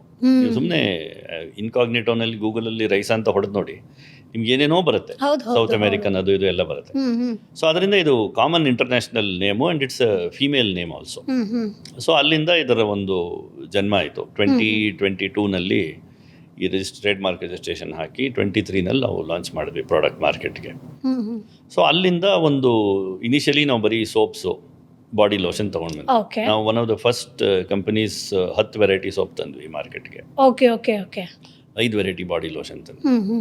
ಸೊ ಅದಾದಮೇಲೆ R&D ಒಂದೊಂದಾಗಿ ಮಾಡ್ಕೊಂಡು ಬಂದು ಯಾವ್ಯಾವ ನಮ್ಮ ಮೇಯ್ನ್ ಇಂಪಾರ್ಟೆಂಟ್ ಏನಂದರೆ ಫಾರ್ಮುಲೇಷನ್ಸು. ಈಗ ಒಂದು ಸೋಪ್ ಮಾಡೋಕ್ಕೆ ಏನೇನು ಹೋಗುತ್ತೆ ಒಳಗಡೆ, ಶ್ಯಾಂಪೂನಲ್ಲಿ ಏನೇನಿರುತ್ತೆ ಆ ಥರ ಎಲ್ಲ ಡಿಫೈನ್ ಮಾಡಿಕೊಂಡು US ಯುರೋಪ್ ಇಂಟರ್ನ್ಯಾಷನಲ್ ರೆಗ್ಯುಲೇಷನ್ಸ್ ಪ್ರಕಾರ ಅಲ್ಲಿ ಏನೇನು ಬ್ಯಾನ್ ಆಗಿದೆಯೋ ಅದು ಯಾವುದು ನಮ್ಮ ಪ್ರಾಡಕ್ಟ್ಸಲ್ಲಿ ಇರೋದಿಲ್ಲ. ಇರಲ್ಲ. Okay okay. ಸೊ ಬರೀ ಇಂಡಿಯನ್ ರೆಗ್ಯುಲೇಷನ್ ಮಾತ್ರ ನೋಡ್ತಾ ಇಲ್ಲ, ನಾವು ಇಂಟರ್ನ್ಯಾಷನಲ್ ರೆಗ್ಯುಲೇಷನ್ ನೋಡ್ತಾ ಇದ್ದೀವಿ. ಯಾಕಂದರೆ ರಿಸರ್ಚ್ ಆ್ಯಂಡ್ ಡೆವಲಪ್ಮೆಂಟ್ ಅಲ್ಲಿ ಫಸ್ಟ್ ಆಗುತ್ತೆ, ಅಲ್ಲಾಗಿದ್ದು ಅಲ್ಲಿಂದ ಬಂದು ಎಲ್ಲ ಕಡೆ ಕ್ಯಾಸ್ಕೇಡ್ ಆಗುತ್ತೆ. ಹೌದು. ಸೊ ಅದರಿಂದ ನಾವು ಆ ಒಂದು ಗೈಡ್ಲೈನ್ ತೊಗೊಂಡು ಜನರಿಗೆ ಯಾವುದು ಒಳ್ಳೇದಾಗಬೇಕು ಸ್ಕಿನ್ನಿಗೆ ಅದು ಮಾತ್ರ ಇದರಲ್ಲಿ ಹಾಕಿಟ್ಟಿರ್ತೀವಿ. ಸೊ ಆ ಥರ. ಓಕೆ. ಈಗ ಮಾರ್ಕೆಟಲ್ಲಿ ಸ್ಕಿನ್ ಕೇರ್ ಪ್ರಾಡಕ್ಟ್ ಅಂತ ಬಂದಾಗ ಸಿಕ್ಕಾಪಟ್ಟೆ ಬ್ರ್ಯಾಂಡ್ಗಳಿದೆ, ಕೆಲವೊಂದು ಆಲ್ರೆಡಿ ಬ್ರ್ಯಾಂಡ್ ಆಗಿ ಕ್ರಿಯೇಟ್ ಆಗಿ ಸಕ್ಸಸ್ಫುಲ್ ಆಗಿರೋ ಬಿಸ್ನೆಸ್ಗಳಿದೆ. ಸೊ ಅದ್ರ ಮುಂದೆ ನೀವು ಹೆಂಗೆ ಕಾಂಪಿಟೇಷನ್ನ ಕೊಡ್ತೀರಾ, ನೀವು ಹೆಂಗೆ ಸ್ಟ್ಯಾಂಡ್ ಔಟ್ ಆದ್ರಿ ಸರ್? ನಮ್ಮ ಮೇನ್ ಇದು ಏನು ಅಪ್ರೋಚ್ ಏನಂದರೆ, ನಾನು ಹೇಳಿದೆ ಎಕ್ಸಿಬಿಷನ್ಸ್ ಮಾಡ್ತೀವಿ ಅಂತ, ಆಯಿತಾ? ಎಕ್ಸಿಬಿಷನ್ಸ್ ಮಾಡುವಾಗ ನಮಗೇನಾಗುತ್ತೆ, ಕಸ್ಟಮರ್ ಬಂದು ಅಲ್ಲಿ ಟ್ರೈ ಮಾಡೋಕ್ಕೆ ಒಂದು ಆಪರ್ಚುನಿಟಿ ಸಿಗುತ್ತೆ. ಹೌದು. ಟ್ರೈ ಮಾಡಿದ್ಮೇಲೆ ಅದನ್ನು ಅವ್ರು ಮೆಚ್ಚಿದ್ರೆ ಫಸ್ಟ್ ಅಲ್ಲಿ ತಗೋತಾರೆ, ಆಮೇಲೆ ರಿಪೀಟ್ ಆರ್ಡರ್ಸ್ ತುಂಬ ಬರುತ್ತೆ. ಓಕೆ. ಸೊ ಜನರು ನನಗೆ ವಾಟ್ಸಪ್ ಮಾಡ್ತಾರೆ, ಆನ್ಲೈನ್ ನಮ್ಮ ವೆಬ್ಸೈಟಲ್ಲಿ ಆರ್ಡರ್ ಮಾಡ್ತಾರೆ. ಇನ್ನು ಕೆಲವರು ಈಗ ನಿಮ್ಮ ಆಫೀಸಲ್ಲಿ ನಿಮಗೊಂದು ಗಿಫ್ಟ್ ಕಾರ್ಡ್ ಕೊಟ್ಟಿರ್ತಾರೆ ಅಮೆಝಾನ್.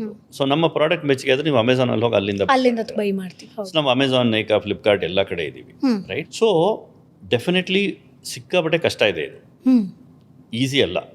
ಯಾಕಂದರೆ ವರ್ಷಗಳಿಂದ ಬಂದಿರೋ ಇಂಟರ್ನ್ಯಾಷನಲ್ ಕಂಪನೀಸು ಸಿಕ್ಕಾಪಟ್ಟೆ ಫೈನಾನ್ಷಿಯಲ್ ಮಸಲ್ ಇಟ್ಕೊಂಡು ಬಂದಿರೋರು ಅವರು. ದಿನ ಬೆಳಗ್ಗೆ ನೀವು ಟಿವಿ ಆನ್ ಮಾಡಿದ್ರೆ ಯಾವ್ದಾದ್ರು ಒಂದು ಪ್ರಾಡಕ್ಟ್ ಅಡ್ವರ್ಟೈಸ್ಮೆಂಟ್ ನೋಡ್ತಾ ಇರ್ತೀರ, ರೈಟ್? ನಿಮ್ಮ ಆ್ಯಪಲ್ಲೂ ಬರ್ತಾ ಇರುತ್ತೆ, ನಿಮ್ಮ ಮೊಬೈಲಲ್ಲೂ ಬರ್ತಾ ಇರುತ್ತೆ. ನಾವು ಆ ಲೆವೆಲ್ಗೆ ಇನ್ನೂ ಹೋಗಿಲ್ಲ. ಅಡ್ವರ್ಟೈಸ್ಮೆಂಟ್ ಒಂದು ರೆಡಿ ಮಾಡಿಸಿದ್ದೀವಿ ಇವಾಗ. ನೆಕ್ಸ್ಟು ಫಂಡಿಂಗ್ ನೋಡಿಕೊಂಡು ಟಿ ವಿಲಿ ರಿಲೀಸ್ ಮಾಡಬೇಕಾ, ಆನ್ಲೈನಲ್ಲಿ ರಿಲೀಸ್ ಮಾಡಬೇಕಾ, ಎಲ್ಲಿ ಮಾಡಬೇಕೋ ಅದು ಮಾಡ್ತೀವಿ. ಸದ್ಯಕ್ಕೆ ಗೂಗಲ್ಲು, ಫೇಸ್ಬುಕ್ಕಲ್ಲಿ ಎಲ್ಲರೂ ಅಡ್ವರ್ಟೈಸ್ಮೆಂಟ್ ಕೊಡ್ತಾರೆ, ಅಲ್ಲೂ ನಮ್ಮ ಅಡ್ವರ್ಟೈಸ್ಮೆಂಟ್ ಇದೆ ಅಷ್ಟೇ. Okay okay. ಸೊ ಒಂದು ಏನಾದರೂ ಒಂದು ಸಿಕ್ಲಿ ನನಗೆ ಕಡಿಮೆ ಬೆಲೆ, ಚೆನ್ನಾಗಿ ವಾಸನೆ ಇದ್ದರೆ ಚೆನ್ನಾಗಿರುತ್ತೆ, ಯೂಸ್ ಮಾಡ್ತೀನಿ ಅಂತ ತಗೊಳ್ಳೋರಿದ್ದಾರೆ. ಎರಡನೇ ಕ್ಯಾಟಗರಿ ಕಸ್ಟಮರ್ಸು ಓದಿ ನೋಡಬೇಕು, ಇದರಲ್ಲಿ ಏನಿದೆ ಏನಿಲ್ಲ ಅದನ್ನು ತಗೋಬೇಕು. ಇವಾಗ ನಾವು ಊಟಕ್ಕೆ ಕಂಪೇರ್ ಮಾಡಿದ್ರೆ ಸ್ಕಿನ್ ಕೇರ್ ಮೇಲೆ ಜನ ಹಾಕೋ ಒಂದು ಇದೆಯಲ್ಲ ಕಂಡೀಷನ್ಸು ಭಾಳ ಜಾಸ್ತಿ. ನಾವು ಈಸಿಯಾಗಿ ಏನಾದ್ರು ಒಂದು ತಿನ್ಕೊಂಡ್ಬಿಡ್ತೀವಿ ಆಚೆ ಯಾವ್ದಾರು ಹೋಟ್ಲಲ್ಲಿ ಏನಾದ್ರು. ಬಟ್ ಹೊಸ ಬ್ರ್ಯಾಂಡು ಟ್ರೈ ಮಾಡಬೇಕು ಅನ್ನೋದು ಸಿಕ್ಕಾಪಟ್ಟೆ ಕಷ್ಟ ಇದೆ ಜನರಿಗೆ. ಹೌದು, ಅದರೊಂದು ನಂಬಿಕೆ ಬೆಳಿಬೇಕು. ನಂಬಿಕೆ ಬೆಳೆದು ಈ ಪ್ರಾಡಕ್ಟು ಚೆನ್ನಾಗಿದೆ ಅನ್ನೋದು ತಗೋಬೇಕು. ನನ್ನ ಸ್ಟ್ಯಾಂಡರ್ಡ್ ಕ್ವೆಶ್ಚನ್ಸ್ ಎಕ್ಸಿಬಿಷನ್ಸ್ ಎಲ್ಲ ಇದರಲ್ಲಿ ಹಾಕಿದ್ರೆ ಏನಾದರೂ ಸೈಡ್ ಎಫೆಕ್ಟ್ಸ್ ಇದೆಯಾ, ಆ ಥರ ಎಲ್ಲ ಕ್ವೆಶ್ಚನ್ಗಳು ಬರುತ್ತೆ. ಸೊ ನಾವು ಎಕ್ಸ್ಪ್ಲೈನ್ ಮಾಡ್ತೀವಿ ಯಾಕೆ ಬರಲ್ಲ ಏನು ಅಂತ. ಫಾರ್ ಎಕ್ಸಾಂಪಲ್ ನಮ್ಮ ಸಣ್ಣ ಸೋಪು ₹45 ಸೋಪು ಇವಾಗ GST ಕಡಿಮೆ ಆಗಿದೆ, ಅದು ₹40 ಆಗಿದೆ. ಸೊ ಅದರಲ್ಲಿ ನಾವು 2 ವಿಶೇಷತೆ ಹೇಳ್ತೀವಿ. ಒಂದು, ನಿಮಗೆ ಫ್ರೇಗ್ರೆನ್ಸ್ ಅಂತ ಒಂದು ಬರುತ್ತಲ್ಲ, ಸುವಾಸನೆ, ಅದರಲ್ಲಿ ಆಲ್ಕೋಹಾಲ್ ಇರೋದಿಲ್ಲ. ಆಲ್ಕೋಹಾಲ್ ಫ್ರೀ ಅಂತ ನಾನು ಚೆಕ್ ಆಲ್ಕೋಹಾಲ್ ಫ್ರೀ ಫ್ರೇಗ್ರೆನ್ಸ್ ಇರುತ್ತೆ. ಎರಡನೇದು, ಪ್ರತಿಯೊಂದು ಸೋಪ್ ತಗೊಂಡ್ರು ಎಕ್ಸ್ಟ್ರಾಕ್ಟ್ಸ್ ಇರುತ್ತೆ. ಇವಾಗ ರೋಸ್ ಸೋಪ್ ತಗೊಂಡ್ರೆ ಬರೀ ರೋಸ್ ಫ್ರೇಗ್ರೆನ್ಸ್ ಮಾತ್ರ ಇರೋದಿಲ್ಲ, ರೋಸ್ ಎಕ್ಸ್ಟ್ರಾಕ್ಟ್ ಇರುತ್ತೆ. ಜಾಸ್ಮಿನ್ ತಗೊಂಡ್ರೆ ಜಾಸ್ಮಿನ್ ಎಕ್ಸ್ಟ್ರಾಕ್ಟ್ ಇರುತ್ತೆ. ಸೊ ಇದರಲ್ಲಿ ಸ್ಪೆಸಿಫಿಕ್ ಆಗಿ ನಾನು ಹೇಳಿದೆ ಓದಿದ್ದು ಮೈಸೂರಲ್ಲಿ ಅಂತ. ಸೊ ಅದಕ್ಕೆ ಮೈಸೂರು ಮಲ್ಲಿಗೆ ಅಂತಾನೆ ಒಂದು ಸೆಪರೇಟಾಗಿ ಒಂದು ಜಾಸ್ಮಿನ್ ಸೋಪ್ ತೊಗೊಂಡು ಮಾರ್ಕೆಟ್ಗೆ. ಸೊ ಅದೊಂದು ನಮ್ಮ ಒಂದು ವಿಶೇಷತೆ. ಪ್ಲಸ್ ಈ ಒಂದು ಫ್ರೇಗ್ರೆನ್ಸ್ ಸೆಲೆಕ್ಟ್ ಮಾಡಬೇಕಂದ್ರೂ ಸುಮಾರು ಬ್ಯಾಕ್ಗ್ರೌಂಡ್ ರಿಸರ್ಚ್ ಆಗಿ ಟಾಪ್ ನೋಟು, ಎಂಡ್ ನೋಟು ಏನಾದ್ರು ನೋಡಿಕೊಂಡು ಫೈನಲ್ ಆಗಿ ನಾವು ಒಂದು ಯಾವುದು ಒಳ್ಳೆ ಫ್ರೇಗ್ರೆನ್ಸು ಜನರಿಗೆ ಇದಾಗಬಾರ್ದು, ಏನು ಇಂಪ್ಯಾಕ್ಟ್ ಆಗಬಾರ್ದು, ಅದರಿಂದ ನೋಡ್ಕೊಂಡು ನಾವು ಇದರಲ್ಲಿ ಯೂಸ್ ಮಾಡ್ಕೋತೀವಿ. ಓಕೆ. ಬಟ್ ಇನಿಷಿಯಲ್ ಇನ್ವೆಸ್ಟ್ಮೆಂಟ್ ಎಷ್ಟು ಮಾಡಿದ್ರಿ ಸರ್ ಈ ಬಿಸ್ನೆಸ್ಗೆ? ನಾವು ಹೇಳಿದ್ನಲ್ಲ, ಗರಾಜಲ್ಲಿ ಶುರು ಮಾಡಿದ್ದು. ಹೌದು. ಸೊ ಆವಾಗೆಲ್ಲ ಏನೊಂದು 5-10 ಲಕ್ಷ ಇರ್ಬೋದು, ಯಾಕಂದ್ರೆ ಬ್ರ್ಯಾಂಡಿಂಗು, ರಿಜಿಸ್ಟ್ರೇಷನ್, ಟ್ರೇಡ್ ಮಾರ್ಕು, ಆಮೇಲೆ GST ರಿಜಿಸ್ಟ್ರೇಷನ್, ಇದೆಲ್ಲ ಸೇರಿ ಒಂದು 5-10 ಲಕ್ಷ ಇರ್ಬೋದು ಆವಾಗ. ಬಟ್ ಇವಾಗ ಫೈನಲ್ ಆಗಿ ನಮ್ಮ ಪ್ರೊಡಕ್ಷನ್ ಯೂನಿಟ್ ಕೆಪಾಸಿಟಿ ಏನಂದ್ರೆ 45 ಟನ್ಸ್ ಒಂದು ಬ್ಯಾಚಲ್ಲಿ ನಾವು ಒಂದು ಶಿಫ್ಟಲ್ಲಿ ಒಂದು ತಿಂಗಳಿಗೆ 45 ಟನ್ ಸೋಪ್ ಮಾಡ್ಬೋದು. ಓಕೆ. ಸೊ ಆ ಥರ ಒಂದು ಕೆಪಾಸಿಟಿ ಇಟ್ಕೊಂಡಿದ್ದೀವಿ ಗ್ರೋತ್ ಸಪೋರ್ಟ್ ಮಾಡಕ್ಕೆ. ಸೊ ಈಗ ಎಷ್ಟು ಸ್ಕ್ವೇರ್ ಫೀಟ್ ಜಾಗದಲ್ಲಿದೆ? ಏನಿಲ್ಲ ಅಂದ್ರೂ ಒಂದು 7-8,000 ಸ್ಕ್ವೇರ್ ಫೀಟ್ ಜಾಗ ಇದೆ. Super. So fully automated plant ಇದೆ. ಅಂಡ್ ನಮ್ಮ ಇವಾಗ ಸದ್ಯಕ್ಕೆ ಇನ್ವೆಸ್ಟ್ಮೆಂಟ್ ಒಂದು 5-6 crores ಆಗಿದೆ ಇಲ್ಲಿ ಟೋಟಲ್ ಆಗಿ. ಬಟ್ ಅವತ್ತು ಅನ್ಕೊಂಡಿದ್ರ ಸರ್, ಈಗ ನೀವು ಹೇಳಿದ್ರಲ್ಲ ಒಂದು 200 ಸ್ಕ್ವೇರ್ ಫೀಟ್ ಅಲ್ಲಿ ಗ್ಯಾರೇಜ್ ಅಲ್ಲಿ ಶುರು ಮಾಡಿದ್ರಿ ಅಂತ ಹೇಳಿ, ಅವಾಗ ಅನ್ಕೊಂಡಿದ್ರ 7,000 ಸ್ಕ್ವೇರ್ ಫೀಟ್ ಅಲ್ಲಿ ನಾನು ಮಾಡಬಲ್ಲೆ ಅಂತ? ಡೆಫಿನೆಟ್ ಆಗಿಲ್ಲ. ಓಕೆ. ಈ ಥರ ಒಂದು ಪ್ಲ್ಯಾನೇ ಇರಲಿಲ್ಲ. ಸೊ ಬಟ್ ಏನಾಗುತ್ತೆ ಅಂದರೆ ಈಗ ವಿ ಹ್ಯಾವ್ ಟು, ಈಗ ಮಾರ್ಕೆಟ್ ಕಂಡೀಷನ್ಸ್ ಹೆಂಗಿದೆ, ರೆಗ್ಯುಲೇಷನ್ಸ್ ಏನಿದೆ ಅದೆಲ್ಲ ಫಾಲೋ ಮಾಡ್ಕೊಂಡು Correct. ಹೋಗಿ ನಾವು ಅದು ಮಾಡಬೇಕಾದ್ರೆ ಇಷ್ಟೊಂದು ಇನ್ವೆಸ್ಟ್ಮೆಂಟ್ ಬೇಕಾಗುತ್ತೆ, ಇಷ್ಟೊಂದು ಏರಿಯಾ ನಾವು ಮಿನಿಮಮ್ ತಗೊಳ್ಳೇಬೇಕಾಗತ್ತೆ. ನಾವು ರಾ ಮೆಟೀರಿಯಲ್ ಬಂದರೆ ಅದನ್ನು ಫಸ್ಟು ಆಚೆ ಕಡೆಯಿಂದ ಬರೋ ಧೂಳು ಇರಬಾರ್ದು ಅಂದ್ಬಿಟ್ಟು ಅದನ್ನು ಡಸ್ಟಿಂಗ್ ಮಾಡಿ ಒಂದು ಕಡೆ ಓಕೆ. ಇಡ್ತೀವಿ, ಅದನ್ನು ಕೂಲಿಂಗ್ ಪೀರಿಯಡ್ ಅಂತಾರಲ್ಲ, ಇವಾಗ ಆ ಥರ ಇಡ್ತೀವಿ. ಓಕೆ. ಕೊರೋನಾ ಟೈಮಲ್ಲಿ ಎಲ್ಲರೂ ಮನೆ ಆಚೆ ಇಡ್ತಾ ಇದ್ದಾರೆ, ಹೌದು, ಆ ಥರ ಈ ರಾ ಮೆಟೀರಿಯಲ್ ನಮ್ಮ ಫ್ಯಾಕ್ಟ್ರಿಲಿ ಒಂದು ಕಡೆ ಇರುತ್ತೆ. ಓಕೆ. ಅದಾದ್ಮೇಲೆ ಅದನ್ನ ಕ್ಲೀನ್ ಮಾಡ್ಕೊಂಡು ಒಳಗಡೆ ತಗೊಂಡ್ಬರ್ತೀವಿ. ಓಕೆ. ಅಂದ್ರೆ ಅಷ್ಟು ನಾವು ಸೇಫ್ ಆಗಿ ಇಟ್ಕೋಬೇಕಾಗತ್ತೆ. ಸ್ಕಿನ್ ಕೇರ್ ಅಂದ್ರೆ ಅಪ್ಪ ಅದು ಫುಡ್ ಮತ್ತೆ ಸ್ಕಿನ್ ಕೇರ್ ಹೌದು, ತುಂಬಾ ಕಷ್ಟದ ಬಿಸ್ನೆಸ್ ಅಂತ ನಾನು ಕೇಳ್ಪಟ್ಟೆ. ಡೆಫಿನೆಟ್ಲಿ. ಇನ್ಫ್ಯಾಕ್ಟ್ ಫುಡ್ಗಿಂತ ಸ್ಕಿನ್ ಕೇರ್ ಜಾಸ್ತಿ. ಯಾಕಂದರೆ ನಮ್ಮ ಫ್ಯಾಕ್ಟ್ರಿಗೆ ಬಂದು ನೋಡಿದ್ರೆ ನೀವು ಒಂದು ಆಚೆ ಕಡೆಯಿಂದ ಸೊಳ್ಳೆ ಬರದೇ ಇರೋ ಥರ ಫುಲ್ಲು ಸೀಲ್ ಮಾಡಿ ಇಟ್ಬಿಡಿ. ಯಾಕಂದರೆ ಕ್ರಾಸ್ ಕಂಟ್ಯಾಮಿನೇಷನ್ ಆಗಬಾರ್ದು, ಡಸ್ಟ್ ಇರಬಾರ್ದು. ಹೌದು ಹೌದು ಅಲ್ವಾ? ಟೋಟಲ್ ಈಗ ಎಷ್ಟು ಜನ ಎಂಪ್ಲಾಯೀಸ್ ಇದ್ದಾರೆ ಸರ್?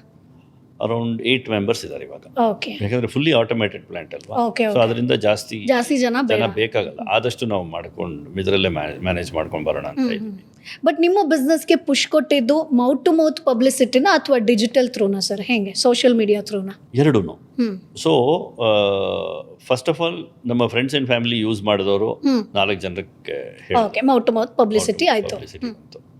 ಎರಡನೇದಾಗಿ ನಮ್ಮ ಫ್ರೆಂಡ್ ಒಬ್ಬರು ಅವ್ರ ಫಂಕ್ಷನ್ಗೆ ಗಿಫ್ಟ್ ಪ್ಯಾಕ್ ಆಗಿ ನಮ್ಮ ಪ್ರಾಡಕ್ಟ್ಸ್ನ ತಗೊಂಡು ಕೊಟ್ಟರು, ಅದೊಂದಾಯಿತು. ಸೊ ಅದರಿಂದ ಸುಮಾರು ಒಂದು 500,000 ಜನಕ್ಕೆ ಅದೊಂದು ಮುಟ್ಟಿತು. ಮೂರನೇದಾಗಿ ನಾವು ಎಕ್ಸಿಬಿಷನ್ ಮಾಡೋದು definitely experiential and mouth to word of mouth ಅಂತ ಹೇಳ್ತೀವಿ. Okay. But social media advertisement definite ಆಗಿದೆ. ಎಕ್ಸಿಬಿಷನಲ್ಲಿ ನಾವು ನಮ್ಮ ಪ್ಯಾಂಪ್ಲೆಟ್ಸು ಕೊಡ್ತೀವಿ, ಅದರಲ್ಲೂ ಜನ ನೋಡಿಕೊಂಡು ಅವ್ರಿಗೆ ಇವತ್ತು ಈ ಪ್ರಾಡಕ್ಟ್ ಬೇಕಾಯಿತು ಇನ್ನೊಂದು ಅಂತ. ಓಕೆ. ಸೊ ಎಕ್ಸಾಂಪಲ್ ಹೇಳಬೇಕಂದ್ರೆ ಮೊನ್ನೆ ತುಮಕೂರು ಡಿಸ್ಟ್ರಿಕ್ಟಿಂದ ಯಾರೋ ಒಬ್ಬರು ಕಾಲ್ ಮಾಡಿದ್ರು, ಎಕ್ಸಿಬಿಷನಲ್ಲಿ ತೊಗೊಂಡೋದವರು. ಅವ್ರಿಗೆ ಪಕ್ಕದ ಅಂಗಡಿನಲ್ಲಿ ಸೋಪ್ ಸಿಗಲ್ಲ ಅಂತಲ್ಲ, ಬಟ್ ನಮ್ಮ ಸೋಪ್ ತೊಗೊಂಡು ಅವ್ರಿಗೆ ಮೆಚ್ಚುಗೆ ಆಗಿದೆ. ಅದರಿಂದ ಅಲ್ಲಿಂದ ಫೋನ್ ಮಾಡಿ, ಸರ್ ನೀವು ಕಳಿಸ್ಕೊಡಿ ನನಗೆ ದಯವಿಟ್ಟು ಅಂದರು. ಸೊ ಇಲ್ಲಿಂದ ಕಳಿಸಿ ನಾವು ಅವ್ರು ಯೂಸ್ ಮಾಡ್ತಾ ಇದ್ದಾರೆ. ಈ ಥರ ಒಂದು ಕೇಸ್ ಬಂದ್ರೂ ನಮಗೆ ಎಷ್ಟೋ ಒಂದು ದೊಡ್ಡ ಆನಂದ ಸಿಗುತ್ತೆ. ಯಾಕಂದರೆ ಬೇರೆ ಇಲ್ಲ ಅಂತಿಲ್ಲ ಅವ್ರಿಗೆ, ಬಟ್ ನಮ್ಮನ್ನ ಶ್ರಮಪಟ್ಟು ಕಾಲ್ ಮಾಡಿ ತರಿಸ್ಕೊಳ್ಳೋದು ಭಾಳ ದೊಡ್ಡ ವಿಷಯ ನಾನು ಕೇಳಿದ್ರೆ. ಅದು ಕರೆಕ್ಟು. ಓಕೆ. ಬಟ್ ಈಗ ನೀವು ಕೆಮಿಕಲ್ ಫ್ರೀ ಆಗಿರ್ಬೋದು, ಆಲ್ಕೋಹಾಲ್ ಫ್ರೀ ಫ್ರಾಗ್ನೆನ್ಸ್ ಆಗಿರ್ಬೋದು, ಇವೆಲ್ಲವನ್ನ ಮಾರ್ಕೆಟಿಗೆ ನೀವು ತಂದಿದ್ದೀರಾ. ಸೊ ಜನರು ಯಾವುದಕ್ಕೆ ಇಂಪಾರ್ಟೆನ್ಸ್ ಕೊಡ್ತಾರೆ ಸರ್? ಈಗಲೂ ನಾವು ನೋಡ್ಬೋದು, ಸೊ ಸ್ಮೆಲ್ ಚೆನ್ನಾಗಿರಬೇಕು, ಆಮೇಲೆ ಪೌಚ್ ಕೂಡ ಜಾಸ್ತಿ ಇರಬೇಕು, ನಮ್ಗೊಂದು 2 ತಿಂಗಳು ಬಂದರೆ ಸಾಕು, ಅದು ಕೂಡ 200-300ಕ್ಕೆ ಸಿಗಬೇಕು ಅಂತ ಹೇಳಿ ಯೋಚನೆ ಮಾಡ್ತಾರೆ. ಕೆಲವೊಬ್ರು 100ಕ್ಕೆ ಸಿಕ್ಕಿದ್ರು ಖುಷಿ ಪಡ್ತಾರೆ. ಸೊ ಆಡಿಯನ್ಸನ್ನು ನೀವು ಹೆಂಗೆ ಸೆಟ್ ಮಾಡಿದ್ರಿ ಸರ್? ಈಗ ನಿಮಗೆ ಒಂದಷ್ಟು ತುಂಬ ಫೀಡ್ಬ್ಯಾಕ್ ಬರುತ್ತೆ, ಕಸ್ಟಮರ್ಸ್ ಕೂಡ ಸಿಕ್ಕಾಪಟ್ಟೆ ಇದ್ದಾರೆ, ಆನ್ಲೈನಲ್ಲೂ ಕೂಡ ಸಿಕ್ಕಾಪಟ್ಟೆ ಇದ್ದಾರೆ. ಸೊ ಯಾವ ಆಡಿಯನ್ಸು ನಿಮಗೆ ಹತ್ರ ಆದ್ರು ಸರ್? ಸೊ ಡಿಫ್ರೆಂಟ್ ಏರಿಯಾಸಲ್ಲಿ ಡಿಫ್ರೆಂಟ್ ಕೈಂಡ್ ಆಫ್ ಕಸ್ಟಮರ್ಸ್ ಬರ್ತಾರೆ ನಮಗೆ, ಆಯಿತಾ? ಇವಾಗ ನೀವೇ ಒಂದು ಸೂಪರ್ ಮಾರ್ಕೆಟಿಗೆ ಹೋಗಿ ಒಂದು ಪ್ರಾಡಕ್ಟ್ ತೊಗೋಬೇಕಂದ್ರೆ ಏನು ಮಾಡ್ತೀರಾ? ಫಸ್ಟು ನೀವು ಹೋಗಿ ಬ್ರ್ಯಾಂಡ್ ನೋಡ್ತೀರಾ. ಹೌದು. ಬ್ರ್ಯಾಂಡ್ ನೋಡಿದ್ಮೇಲೆ ಅಲ್ಲಿ ಟೆಸ್ಟರ್ ಇದ್ದರೆ ಅದರ ಸುವಾಸನೆ ನೋಡ್ತೀರಾ. ಹೌದು. ಮೂರನೇದಾಗಿ ಪ್ರೈಸ್ ನೋಡ್ತೀರಾ. ಇಲ್ಲಿವರೆಗೂ ಫಾರ್ ಶ್ಯೂರ್ ನೀವು ಹಿಂದ್ಗಡೆ ಲೇಬಲ್ ತಿರುಗಿಸಿ ಏನು ಇಂಗ್ರೀಡಿಯೆಂಟ್ಸ್ ಇದೆ ಓದಿರಲ್ಲ. ಹೌದು. ಯಾಕೆ? ಒಂದು ಕೆಮಿಕಲ್ ಟರ್ಮ್ಸು ಅದು ಯಾರಿಗೂ ಅರ್ಥ ಆಗಲ್ಲ, ಆಯಿತಾ? ಎರಡನೇದಾಗಿ ನಮಗೆ ಗೊತ್ತಿಲ್ಲ ಯಾವ್ದು ಒಳ್ಳೆಯದು ಯಾವ್ದು ಕೆಟ್ಟದ್ದು, ಏನು ಬೇಕು ಏನು ಬೇಡ ಅನ್ನೋದು. ಸೊ ಹಾಗಾಗಿ ನಾವು ಇಂಗ್ರೀಡಿಯೆಂಟ್ಸ್ ಓದಕ್ಕೆ ಇಲ್ಲಿವರೆಗೂ ಶ್ರಮ ಪಟ್ಟಿಲ್ಲ. ನಾವು ಎಲ್ಲ ಕಡೆ ಹೋದಾಗ ಇಂಗ್ರೀಡಿಯೆಂಟ್ಸ್ ಬಗ್ಗೆ ತಿಳುವಳಿಕೆ ಕೊಡ್ತೀವಿ. ಈಗ ನಾವು ಆನ್ಲೈನ್ ಸೈಟಲ್ಲಿ ಹೋಗಿ ನೋಡಿದ್ರು ನಮ್ಮ ಪ್ರಾಡಕ್ಟ್ ಓಪನ್ ಮಾಡಿದ್ರೆ ಪ್ರಾಡಕ್ಟ್ ಒಳಗೆ ಏನಿದೆ ಏನಿಲ್ಲ ಅಂತ ಗೊತ್ತಾಗುತ್ತೆ. ಇವಾಗ ಪ್ಯಾಕೇಜಿಂಗ್ ಮೇಲೂ ಹಾಕಕ್ಕೆ ಶುರು ಮಾಡಿಬಿಟ್ಟಿದ್ದೀವಿ. ಸೊ ಅದರಿಂದ ದ ಮೊಮೆಂಟ್ ಯಾರು ತಗೊಂಡ್ರು ಗೊತ್ತಾಗುತ್ತೆ. ಕರೆಕ್ಟ್. ಈಗ ಸಿಲಿಕಾನ್ ಪ್ಯಾರಾಬಿನ್ ಎಲ್ಲ ಭಾಳ ಕಾಮನ್ನು. ಸೊ ನಾನು ಹೇಳೋದು, ಇವತ್ತು ನಾವು ಈ ಪ್ರಾಡಕ್ಟ್ ತೊಗೊಂಡು ಬಂದಿದ್ದೀವಿ, ಇನ್ನು 5 ವರ್ಷದಲ್ಲಿ ನಾವು ಹಾಕಿರೋ ಇಂಗ್ರೀಡಿಯೆಂಟಲ್ಲಿ 3-4 ಬ್ಯಾನ್ ಆಗಿರ್ಬೋದು. ನಮ್ಮ ಪ್ಲ್ಯಾನ್ ಹೆಂಗಿರಬೇಕು ಅಂದರೆ, ಆ ಟೈಮಲ್ಲಿ ಯಾವ ಇಂಗ್ರೀಡಿಯೆಂಟ್ ಇದೆಯೋ ಅದನ್ನು ಆಚೆ ತೆಗೆದುಬಿಟ್ಟು ಬೇರೆ ಹೊಸದಾಗಿ ರಿಲೀಸ್ ಮಾಡಬೇಕು, ವಾಟ್ ಎವರ್ ಇಸ್ ಸೂಟೇಬಲ್ ಆ ಟೈಮ್ಗೆ ಅಂತ. ಯಾಕಂದರೆ ಬ್ಯಾನ್ ಆಗಿರೋ ಇಂಗ್ರೀಡಿಯೆಂಟ್ ಮತ್ತೆ ಕಸ್ಟಮರ್ ಕೊಟ್ಟರೆ ನಮ್ಮ ಒಂದು ವ್ಯಾಲ್ಯೂನೇ ಹೋಗ್ಬಿಡುತ್ತೆ. ಸೊ ಅದು ನಾವು ರೆಗ್ಯುಲರ್ ಆಗಿ ರಿಸರ್ಚ್ ಮಾಡ್ಕೊಂಡು ಪ್ಲ್ಯಾನ್ ಮಾಡಿಕೊಂಡು ಬರ್ತಾ ಇರ್ತೀವಿ. ರೀಕಾಲ್ ಅಂತಾರಲ್ಲ, ಆ ಥರ ಕೆಲವು ರೀಕಾಲ್ ಮಾಡ್ಕೊಂಡು ಹೊಸದು ಲಾಂಚ್ ಮಾಡಬೇಕಾಗಿ ಬರುತ್ತೆ. ಇದು ಸದ್ಯಕ್ಕೆ ಇನ್ನೂ ಬಂದಿಲ್ಲ ಒಂದು ಪರಿಸ್ಥಿತಿ. ಇನ್ನು ಬಂದರೆ ಆ ಥರ ಮಾಡಬೇಕಾಗಿ ಬರ್ಬೋದು ನಮ್ಮ ವ್ಯಾಲ್ಯೂ ಮೇಂಟೈನ್ ಮಾಡೋಕ್ಕೋಸ್ಕರ. ಅದರಿಂದ ಜನ ಇಂಗ್ರೀಡಿಯೆಂಟ್ಸ್ ಒಂದು ನೋಡಬೇಕು, ಅವ್ರಿಗೆ ಯಾವ್ದು ಒಳ್ಳೇದು ಯಾವ್ದು ಕೆಟ್ಟದ್ದು ಅಂತ ತಿಳ್ಕೊಂಡು ಟ್ರೈ ಮಾಡಬೇಕು. ಯಾಕಂದ್ರೆ ನನ್ನ ಪರ್ಸ್ನಲ್ ಕೇಸಸ್ ಆಗಿದೆ. ಕೆಲವರು ಎಕ್ಸಿಬಿಷನಲ್ಲಿ ಬಂದು ಒಂದು ಪ್ರಾಡಕ್ಟು ಟೆಸ್ಟ್ ಮಾಡೋಕ್ಕೆ ಕೊಟ್ಟಾಗ ನನಗೆ ಟರ್ಮರಿಕ್ ಅಲರ್ಜಿ ಇದೆ ಅಂತ ಹೇಳಿದ್ದಾರೆ, ನನಗೆ ಅಲೋವೆರಾ ಅಲರ್ಜಿ ಇದೆ ಅಂತ ಹೇಳಿದ್ದಾರೆ. ಸೊ ಈ ಥರ ಇದ್ದಾಗ ನಾವು ಪ್ರತಿಯೊಂದು ಪ್ರಾಡಕ್ಟಲ್ಲಿ ಬರೆಯೋದು ಇಷ್ಟೇ, ಕೈ ಮೇಲೆ ಹಾಕೊಂಡು ಟೆಸ್ಟ್ ಮಾಡಿ, ಪ್ಯಾಚ್ ಟೆಸ್ಟ್ ಅಂತೀವಿ ಅದಕ್ಕೆ. ಅದಾದಮೇಲೆ ನಿಮ್ಗೆ ಕನ್ವಿನ್ಸ್ ಆಗಿ ನಿಮ್ಗೇನು ರಿಯಾಕ್ಷನ್ ಆಗಲಿಲ್ಲ ಅಂದರೆ ಅದ್ರ ಮೇಲೆ ಫೇಸ್ಗೆ ಫೇಸ್ ಟ್ರೈ ಮಾಡಿ. ಓಕೆ. ಯಾಕಂದರೆ ಡೈರೆಕ್ಟಾಗಿ ಫೇಸ್ಗೆ ಯಾವತ್ತೂ ಇದು ಮಾಡಲ್ಲ. ಎರಡನೇದಾಗಿ ನಿಮ್ಗೆ ಏನಾರು ಅಲರ್ಜಿ ಬಂತು ಅಂದರೆ ಸೈಡಲ್ಲಿ ಇಟ್ಬಿಡಿ, ಅದನ್ನು ಏನು ಮಾಡೋಕ್ಕಾಗಲ್ಲ. ಯಾಕಂದರೆ ಒಂದ್ಸಲ ಓಪನ್ ಮಾಡಿದ್ರೆ ಇಟ್ಸ್ ನಾಟ್ ಬೇರೆ ಯಾರೂ ತೊಗೊಳೋದು ಇಲ್ಲ ಈ ಪ್ರಾಡಕ್ಟ್ಸ್ ಎಲ್ಲ. ಸೊ ಮನೇಲೇ ನೀವು ಯೂಸ್ ಮಾಡಬೇಕು, ಇಲ್ಲ ಯು ಶುಡ್ ಡಿಸ್ಕಾರ್ಡ್ ಇಟ್ ಅಷ್ಟೇ. Correct sir. ಈಗ ನಾವು ಯಾವುದೇ ಬಿಸ್ನೆಸ್ನ ಶುರು ಮಾಡ್ತೀವಿ ಅಂತಂದ್ರೂ ಕೂಡ ಪ್ಯಾಕೇಜಿಂಗ್ ಆಗಿರ್ಬೋದು ಅಥವಾ ಲೈಸೆನ್ಸು, ಡಾಕ್ಯುಮೆಂಟೇಷನ್ ಮಾಡ್ಕೊಳ್ಳೋದು ತುಂಬ ಇಂಪಾರ್ಟೆಂಟ್ ಅಂತ ಹೇಳ್ತಾರೆ. ಸೊ ಅದ್ರ ಬಗ್ಗೆ ನಮ್ಮ ಆಡಿಯನ್ಸ್ಗೆ ಒಂದಷ್ಟು ಇನ್ಫಾರ್ಮೇಷನ್ ಕೊಡ್ಬೋದು ಸರ್? ಏನೆಲ್ಲ ಲೈಸೆನ್ಸ್ ನಾವು ಮಾಡ್ಕೋಬೇಕಾಗತ್ತೆ, ಆಮೇಲೆ ಏನೇನು ಡಾಕ್ಯುಮೆಂಟೇಷನ್ ಆಗಿರ್ಬೋದು, ಆ್ಯಂಡ್ ಪ್ಯಾಕೇಜಿಂಗ್ ಎಷ್ಟು ಅಟ್ರಾಕ್ಟಿವ್ ಆಗಿರಬೇಕು? Packaging most important. ಯಾಕಂದರೆ ನಿಮಗೆ ಪ್ಯಾಕೇಜಿಂಗ್ ಇಷ್ಟ ಆದ್ರೇ ನೀವು ಅದ್ರ ಮುಂದೆ ನೆಕ್ಸ್ಟ್ ಸ್ಟೆಪ್ಪು ತೊಗೊಳಕ್ಕೆ ಹೋಗ್ತೀರ, ಆಯಿತಾ? ಸೊ ನಮ್ಮ ಒಂದು ಮೇನ್ ಕಾನ್ಸೆಪ್ಟ್ ಏನಂದರೆ ಆದಷ್ಟು ರೀಸೈಕ್ಲೇಬಲ್ ಇರಬೇಕು, ಲ್ಯಾಂಡ್ ಫಿಲ್ ಅವಾಯ್ಡ್ ಮಾಡಬೇಕು ಅಂತ. ಓಕೆ. ಹಾಂ ಹಾಂ. ಸೊ ನಮ್ಮ ಸೋಪ್ ಪ್ಯಾಕೇಜಿಂಗ್ ನೋಡಿದ್ರೆ ನೀವು ಅದರಲ್ಲಿ ನಾವು ಲ್ಯಾಮಿನೇಷನ್ ಮಾಡಿಲ್ಲ. Lamination is plastic will lead to landfill. Okay. So ಅದರಿಂದ ಯಾವುದೇ ಒಂದು ಕಡೆ ಡಿಸ್ಕಾರ್ಡ್ ಮಾಡಿದ್ರು ಅದು ನಮ್ಮ ಪರಿಸರದ ಜೊತೆ ಮಿಕ್ಸ್ ಆಗಿ ಹೋಗ್ಬಿಡತ್ತೆ. ಸೊ ಅದರಿಂದ ಏನು ತೊಂದರೆ ಆಗಲ್ಲ ಯಾರು. Okay okay. ನಮ್ಮ ಬಾಟಲ್ಸನ್ನು ರೀಸೈಕ್ಲೇಬಲ್ ಪ್ಲಾಸ್ಟಿಕ್ ಅಂತ ನಾವು ತಗೊಂಡಿದ್ವಿ. ಸೊ ಅದರಿಂದ ಆ ತೊಂದರೆಗಳು ಯಾವುದೂ ಬರಲ್ಲ ಪರಿಸರಕ್ಕೆ. ಸೊ ಅದೊಂದು ಪರಿಸರ ಸ್ನೇಹಿ ಅಂತ ನಾವು ಅದೊಂದು ಬೇರೆ ನೋಡ್ತಾ ಇದ್ದೀವಿ. ಓಕೆ. ಪ್ಲಸ್ ಸ್ಕಿನ್ ಫ್ರೆಂಡ್ಲಿ, ಒಳಗಡೆ ಇರೋ ಇಂಗ್ರೀಡಿಯೆಂಟ್ಸ್ ಯಾವುದೇ ಆಗಲಿ, ಈಗ ಪರ್ಸನಲ್ ಅಲರ್ಜಿ ಇದ್ರೆ ಯಾರೇನೋ ಮಾಡೋಕ್ಕಾಗಲ್ಲ. ಹೌದು ಹೌದು. ಬಟ್ ಜನರಲಿ 99% ಎಲ್ಲರಿಗೂ ಅಡ್ಯಾಪ್ಟ್ ಆಗೋ ಥರ ಪ್ರಾಡಕ್ಟ್ಸು ಇದೆ. ಪ್ರಾಡಕ್ಟ್ ಮಾಡಬೇಕಂದ್ರೆ ಸ್ಕಿನ್ ಕೇರಲ್ಲಿ ಏನೇ ಒಂದು ಮಾಡಬೇಕಂದ್ರೂ ನಾವು ಕಾಸ್ಮೆಟಿಕ್ ಲೈಸೆನ್ಸ್ ತಗೊಳ್ಳೇಬೇಕು. Okay. First cosmetic license most important. ಅದಕ್ಕೆ ಮಧ್ಯ ಸರ್ಟನ್ ಸರ್ಟಿಫಿಕೇಷನ್ಸ್ ತೊಗೋಬೇಕಾಗತ್ತೆ. ನೀವು GMP, ISO ಆ ಥರ ಎಲ್ಲ ಸುಮಾರು ಸರ್ಟಿಫಿಕೇಷನ್ಸ್ ಇದೆ. ಎರಡನೇದಾಗಿ ನೀವು factory licence, fire licence, weights and measures licence, ಆ ಸರ್ಟಿಫಿಕೇಷನು ಎಲ್ಲ ತೊಗೋಬೇಕು. ಯಾಕಂದರೆ ಲೀಗಲ್ ಮೆಟ್ರಾಲಜಿ ಭಾಳ ಇಂಪಾರ್ಟೆಂಟು, ಅದೆಲ್ಲ ತೊಗೋಬೇಕು. ಅದೆಲ್ಲ ತೊಗೊಂಡಿದ್ದೀವಿ ನಾವು. ಇಲ್ಲಾಂದರೆ ಪ್ಯಾಕಿಂಗ್ ಲೈಸೆನ್ಸ್ ಒಂದು ಇಂಪಾರ್ಟೆಂಟು. ಸೊ ನಮ್ಮ ಪ್ರಾಡಕ್ಟ್ ಯಾವುದೇ ಒಂದು ತೊಗೊಂಡ್ರು ನೀವು ಮ್ಯಾನುಫ್ಯಾಕ್ಚರಿಂಗ್ ಲೈಸೆನ್ಸು, ಪ್ಯಾಕಿಂಗ್ ಲೈಸೆನ್ಸ್ ಎರಡೂ ಅದ್ರ ಮೇಲೆ ನೋಡ್ತೀರಾ. ಅದು ಭಾಳ ಕ್ರೆಡಿಬಲ್ಲು. ಓಕೆ. ಪ್ಲಸ್ ನಾವು ಈಗ ನಿಮಗೆ ನಿಮ್ಮ ಬ್ರ್ಯಾಂಡಲ್ಲಿ ಒಂದು ಸೋಪ್ ಲಾಂಚ್ ಮಾಡಬೇಕು, ಇಲ್ಲ ಪ್ರಾಡಕ್ಟ್ ಲಾಂಚ್ ಮಾಡಬೇಕು ಅಂದರೆ ನಮ್ಮ ಥರ್ಡ್ ಪಾರ್ಟಿ ಮ್ಯಾನುಫ್ಯಾಕ್ಚರಿಂಗ್ ಫೆಸಿಲಿಟಿನೂ ಇದೆ. Okay okay. ಸೊ ನಿಮಗೋಸ್ಕರ ನಾವು ಮ್ಯಾನುಫ್ಯಾಕ್ಚರ್ ಮಾಡಿಕೊಡ್ತೀವಿ. ಸೊ ಪ್ರೊಡಕ್ಷನ್ ಮಾತ್ರ ನಮ್ಮದು, ಪ್ಯಾಕೇಜಿಂಗು ಅದೆಲ್ಲ ನೀವು ನಿಮ್ಮ ಒಂದು ಇದರಲ್ಲಿ ತೊಗೊಂಬರ್ಬೇಕಾಗತ್ತೆ. Okay okay. ಎರಡನೇದಾಗಿ ಪ್ಯಾಕೇಜಿಂಗ್ ಅನ್ನೋದು ಮಿನಿಮಮ್ ಕ್ವಾಂಟಿಟಿ, ಯಾರೇ ಸಪ್ಲೈಯರ್ ಆಗಲಿ ನಿಮಗೆ ಸಣ್ಣ ಕ್ವಾಂಟಿಟಿ ಕೊಡಲ್ಲ. ಸೊ ಎಲ್ಲ ಮಿನಿಮಮ್ ಕ್ವಾಂಟಿಟಿ, ಅದರಿಂದ ಅದರ ತಕ್ಕಂಗೆ ಇನ್ವೆಸ್ಟ್ಮೆಂಟ್ಸು ಮಾಡಿ ಇಟ್ಕೋಬೇಕಾಗತ್ತೆ. ಮೂರನೇದಾಗಿ ನೀವು ಕೇಳಿದ್ರಿ ಮೋಸ್ಟ್ ಇಂಪಾರ್ಟೆಂಟ್ ಅಂದರೆ ಬ್ಯಾಕಪ್ ಫೈನಾನ್ಸ್ ಇಂಪಾರ್ಟೆಂಟು. ಯಾಕಂದರೆ ಹೊಸಬರಾಗಿರೋದ್ರಿಂದ ಸಪ್ಲೈಯರ್ಸ್ ಕ್ರೆಡಿಟ್ ಕೊಡಲ್ಲ, ಬೇರೆ ಕಡೆಯಿಂದ ಅಡ್ವಾನ್ಸ್ ಪೇಮೆಂಟ್ ಸಿಗಲ್ಲ ಕಸ್ಟಮರ್ಸ್ ಕಡೆಯಿಂದ. ಸೊ ಈ ಮಧ್ಯ ನಾವು ಒಂದು ಬ್ಯಾಲೆನ್ಸ್ ಮಾಡೋದು ಭಾಳ ಇಂಪಾರ್ಟೆಂಟು. ಸೊ ಪ್ರತಿಯೊಂದು ಬಿಸ್ನೆಸ್ಸಲ್ಲೂ ಅದು. ಈಗ ಸುಮಾರು ಫುಡ್ ಬಿಸ್ನೆಸ್, ರೆಸ್ಟೋರೆಂಟ್ ಬಿಸ್ನೆಸ್ ಎಲ್ಲ ಆದರೆ ಕ್ಯಾಶ್ ಆ್ಯಂಡ್ ಕ್ಯಾರಿ. ಹೌದು. ಬಟ್ ನಮ್ಮದು ಆ ಥರ ಆಗಲ್ಲ. ಆನ್ಲೈನಲ್ಲೇನೋ ರೆಡಿ ಕ್ಯಾಶ್ ಬಂದ್ಬಿಡತ್ತೆ. ಬಟ್ ಬೇರೆ ನೀವು ಫಿಸಿಕಲ್ ಡಿಸ್ಟ್ರಿಬ್ಯೂಷನ್ ಹೋದರೆ ಅಲ್ಲೆಲ್ಲ ಕ್ರೆಡಿಟ್ ಸೈಕಲ್ಸ್ ನಡೆಯುತ್ತೆ. ಸೊ ಅದಕ್ಕೆ ನಾವು ಇಲ್ಲಿವರೆಗೂ ಫಿಸಿಕಲ್ ಡಿಸ್ಟ್ರಿಬ್ಯೂಷನ್ಗೆ ಹೋಗಿಲ್ಲ. ಎಲ್ಲೂ ಹೋದ್ರೂ ಭಾಳ ಸ್ಮಾಲ್ ಲೆವೆಲಲ್ಲಿ ಹೋಗಿದ್ದೀವಿ ಅಷ್ಟೇ, ತುಂಬ ಎಕ್ಸ್ಪ್ಯಾಂಡೆಡ್ ಆಗಿ ಹೋಗಿಲ್ಲ ಇಲ್ಲಿ. ಸೊ ಇದು ಒಂದು ಇಂಪಾರ್ಟೆಂಟ್ ರಿಕ್ವೈರ್ಮೆಂಟ್, ನಮ್ಮ ರೆಗ್ಯುಲೇಟರಿ ರಿಕ್ವೈರ್ಮೆಂಟ್ಸು. ಸೊ ಏನೇನಿದೆಯೋ ಅದೆಲ್ಲ ಟಿಕ್ ಮಾರ್ಕ್ ಮಾಡಬೇಕಾಗತ್ತೆ. ಬಟ್ ಎರಡನೇದಾಗಿ ಲೋಕಲ್ ಜಾಗ್ರಫಿಕ್ ರೂಲ್ಸ್ ಇರುತ್ತೆ, ಅದನ್ನು ಇಂಡಿವಿಜುವಲ್ಸ್ ಅವರವರು ಲೋಕಲ್ ರೀಜನಲ್ಲಿ ಏನೇನಿದೆ ಅಂತ ಚೆಕ್ ಮಾಡಿಕೊಂಡು ಅವರು ಮುಂದೆ ಹೋಗ್ಬೋದು. ಅದು ಒಂದು ಬೆನಿಫಿಟ್ ಇದೆ. ಬಟ್ ಈಗ ನಿಮ್ಮ ಬಿಸ್ನೆಸ್ಸಲ್ಲಿ ಒಂದು ಡಿಸಿಷನ್, ಏನೋ ಒಂದು ಟರ್ನಿಂಗ್ ಪಾಯಿಂಟ್ ಅಂತಂದರೆ ಅದು ಯಾವುದು ಸರ್? ಈ ಒಂದು ಟರ್ನಿಂಗ್ ಪಾಯಿಂಟಿಂದ ನನ್ನ ಬಿಸ್ನೆಸ್ ಸ್ವಲ್ಪ ಮೇಲೆ ಹೋಯ್ತು, ಆ ಥರ ಒಂದು ಟರ್ನಿಂಗ್ ಪಾಯಿಂಟ್ ಯಾವುದು? ಏನು ಚೇಂಜಸ್ನ ಮಾಡ್ಕೊಂಡ್ರಿ? ಮೇಲೆ ಹೋಗಬೇಕು, ಹೋಯ್ತು ಅಂತಲ್ಲ. ಅದಕ್ಕೆ ಮೇಯ್ನ್ ಅಂದರೆ ನಾನು ಸುಮಾರು ಫೀಡ್ಬ್ಯಾಕ್ ಕೇಳಿದಾಗಿಂದ ಟಿವಿಲಿ ಬಂದಿಲ್ಲ ಅಂತ ಹೇಳ್ತಾ ಇದ್ದಾರೆ. ಓಕೆ. ಸೊ ಅದಕ್ಕೆ ಟಿವಿ ಅಡ್ವರ್ಟೈಸ್ಮೆಂಟ್ಸ್ ರೆಡಿ ಮಾಡಿಟ್ಟಿದ್ದೀವಿ. ಅದನ್ನು ನಾವು ಕೆಲವೆಲ್ಲ ನಮ್ಮ ಇನ್ಸ್ಟಾಗ್ರಾಮಲ್ಲೂ ಪೋಸ್ಟ್ ಮಾಡಿದ್ದೀವಿ. ಓಕೆ. ಅದನ್ನು ಇವಾಗ ಟಿವಿಲಿ ತೊಗೊಂಡು ಬರೋದು will be a big milestone for us. ನಮ್ಮ ಒಂದು ಪ್ರಾಡಕ್ಟು ಟಿವಿಯಲ್ಲಿ ಬಂದು ಅಲ್ಲಿ ಅಡ್ವರ್ಟೈಸ್ಮೆಂಟ್ ನಡಿಬೇಕು, ಜನರಿಗೆ ತಿಳಿಬೇಕು ಅನ್ನೋದು ಬಿಗ್ ಮೈಲ್ ಸ್ಟೋನ್. ಎರಡನೇದು ಇಂಪಾರ್ಟೆಂಟ್ ಮೈಲ್ ಸ್ಟೋನ್ ಏನು ನೋಡ್ತಾ ಇದ್ದೀನಿ ಅಂದರೆ, ನಾನು ಕ್ವಿಕ್ ಕಾಮರ್ಸಲ್ಲಿ ಬರೋಕ್ಕೆ. ಅಂದರೆ ಇವತ್ತು 50% ಆಫ್ ಟ್ರಾನ್ಸಾಕ್ಷನ್ಸ್ ಎಲ್ಲ ಕ್ವಿಕ್ ಕಾಮರ್ಸಲ್ಲೇ ಆಗ್ತಾ ಇದೆ, ಆನ್ಲೈನ್ ಟ್ರಾನ್ಸಾಕ್ಷನ್ಸ್. ಸೊ ನಿಮಗೆ ಬೆಳಗ್ಗೆ ಹೇಳ್ತೀರಾ ಏನೋ ಒಂದಿಲ್ಲ ಪ್ರಾಡಕ್ಟ್ ವಸ್ತು ಅಂದರೆ 8 ನಿಮಿಷ 10 ನಿಮಿಷದಲ್ಲಿ ಮನೇಲಿ ಡೆಲಿವರಿ. ಆ ಕ್ವಿಕ್ ಕಾಮರ್ಸಲ್ಲಿ ಬರಬೇಕು ನಾವು ಅಂತ.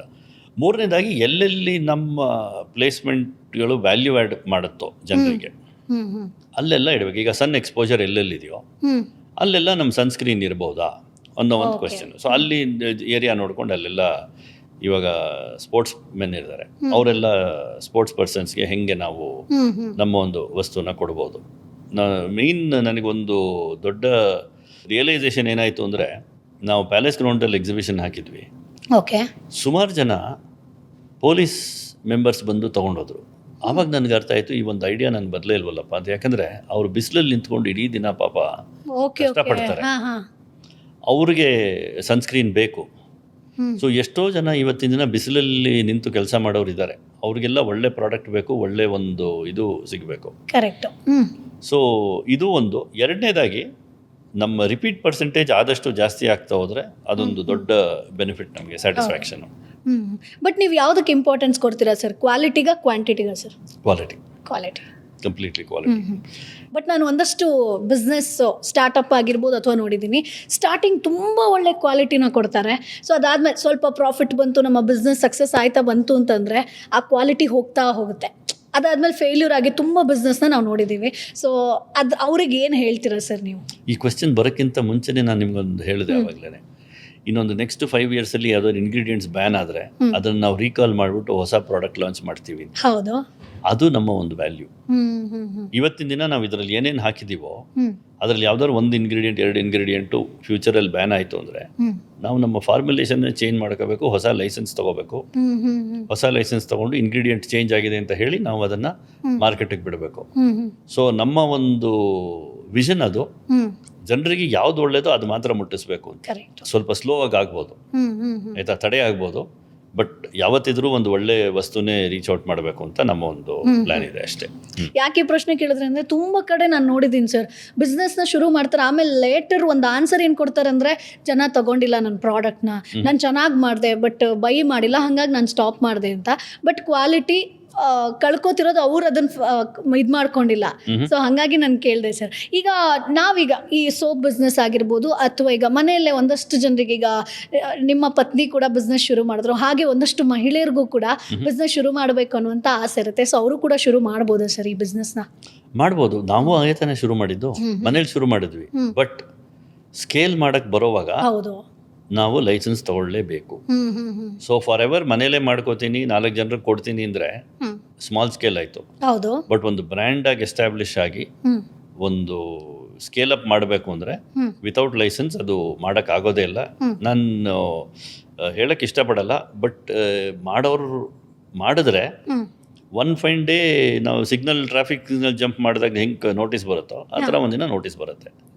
ಸೊ ಅದನ್ನೆಲ್ಲ ಕವರ್ ಮಾಡಿಕೊಂಡು ನಾವು ಆದಷ್ಟು ಮಾಡಬೇಕಾಗತ್ತೆ.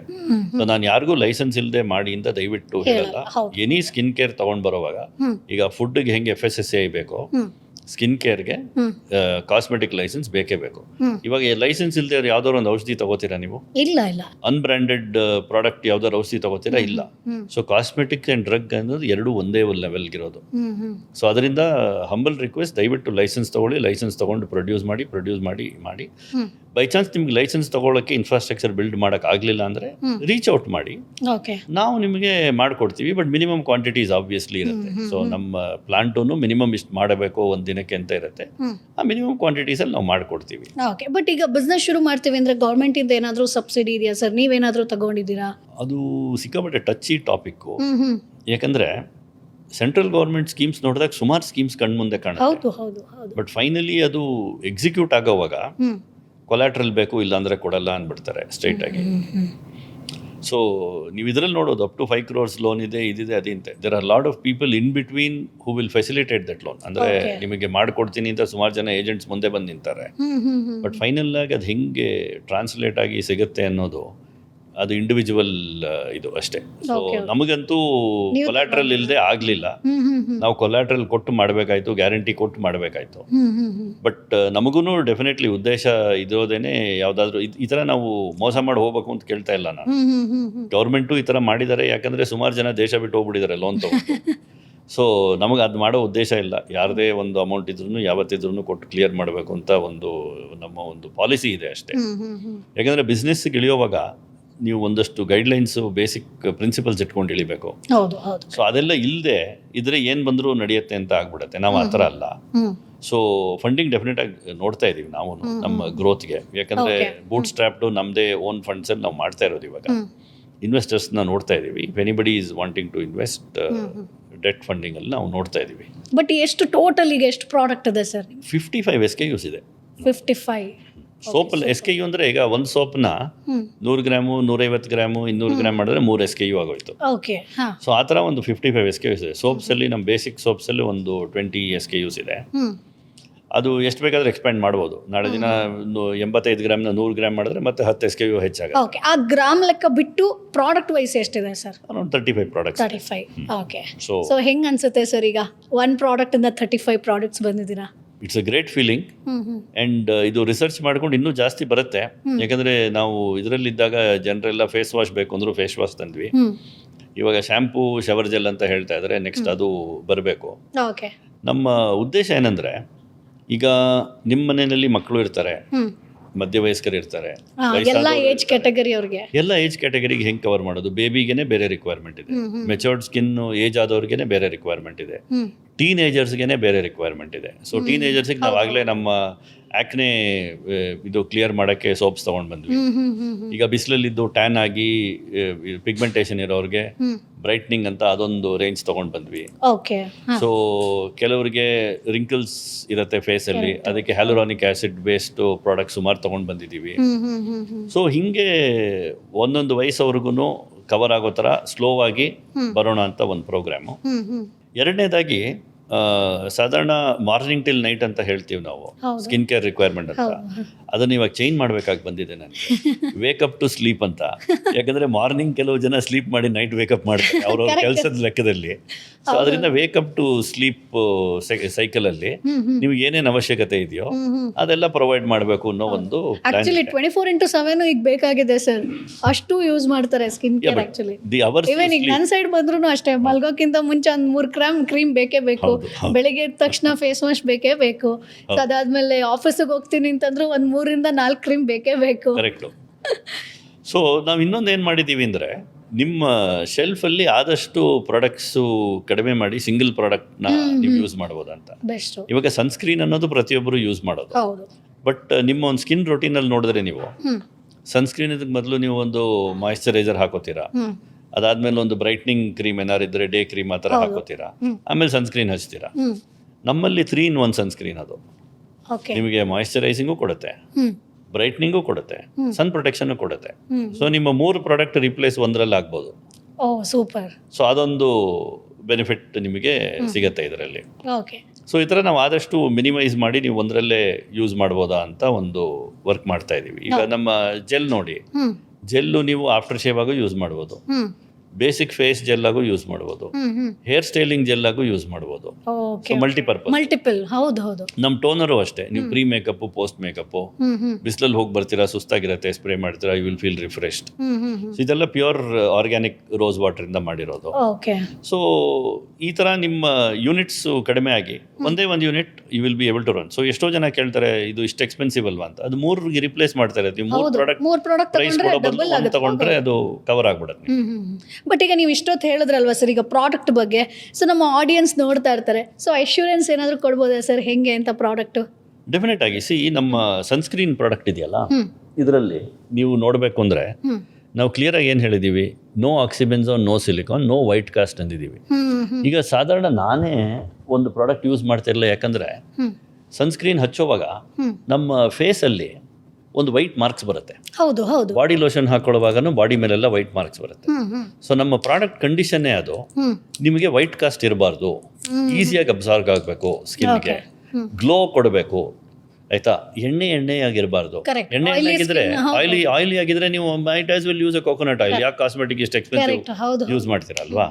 ಸೊ ಆ ಥರ ಇವಾಗ ಈ ಸನ್ಸ್ಕ್ರೀನ್ ಟ್ಯೂಬ್ ನಾನು ಕೊಡ್ತೀನಿ, ನೀವೇ ನಿಮ್ಗೆ ಹಚ್ಕೊಂಡು ನೋಡಿ, how do you find it on your skin ಅಂತ.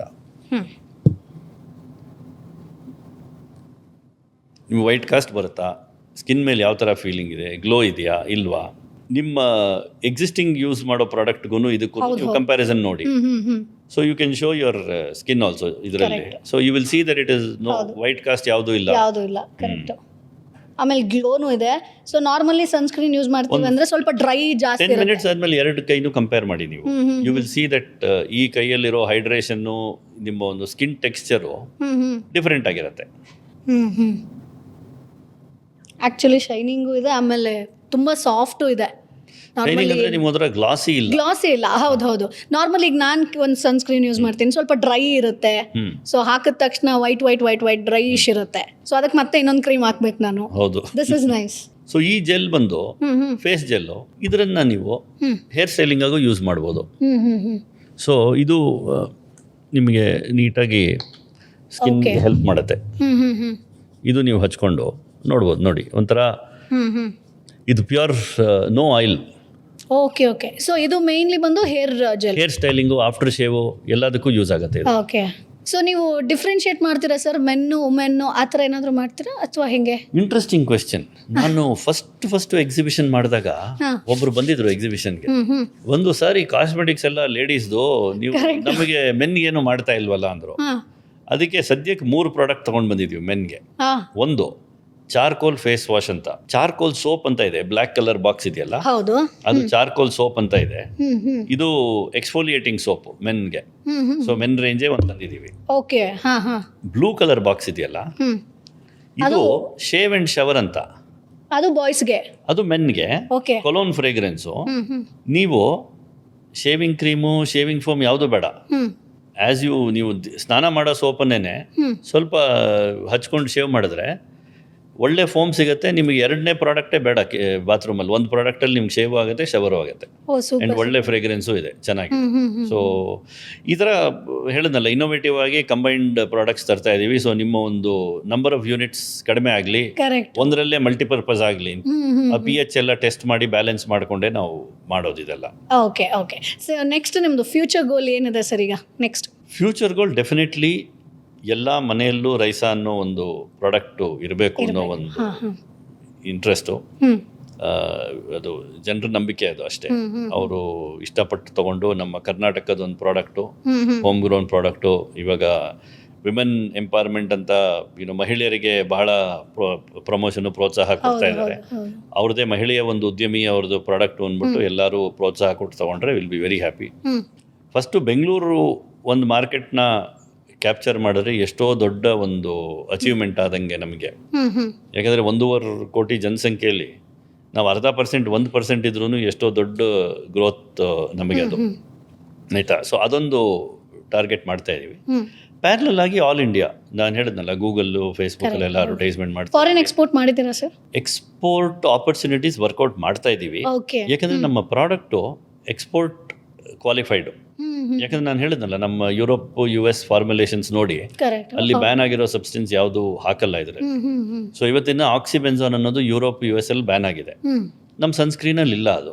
ಸೊ ಆರಾಮಾಗಿ ಇವತ್ತಿನ ದಿನ ಅಲ್ಲಿ ಹೋಗ್ಬೋದು. ಅಲ್ಲಿ ಲೋಕಲ್ ರೆಗ್ಯುಲೇಷನ್ಸ್ ಇರುತ್ತೆ, ಆ ಫಾರ್ಮ್ಯಾಲಿಟೀಸ್ ಒಂದು ಕಂಪ್ಲೀಟ್ ಮಾಡಿದ್ರೆ ಆರಾಮಾಗಿ ಎಕ್ಸ್ಪೋರ್ಟ್ ಮಾಡ್ಬೋದು. ಮಾತುಕತೆ ನಡೀತಾ ಇದೆ, ಇನ್ನೂ ಇದಾಗಿಲ್ಲ.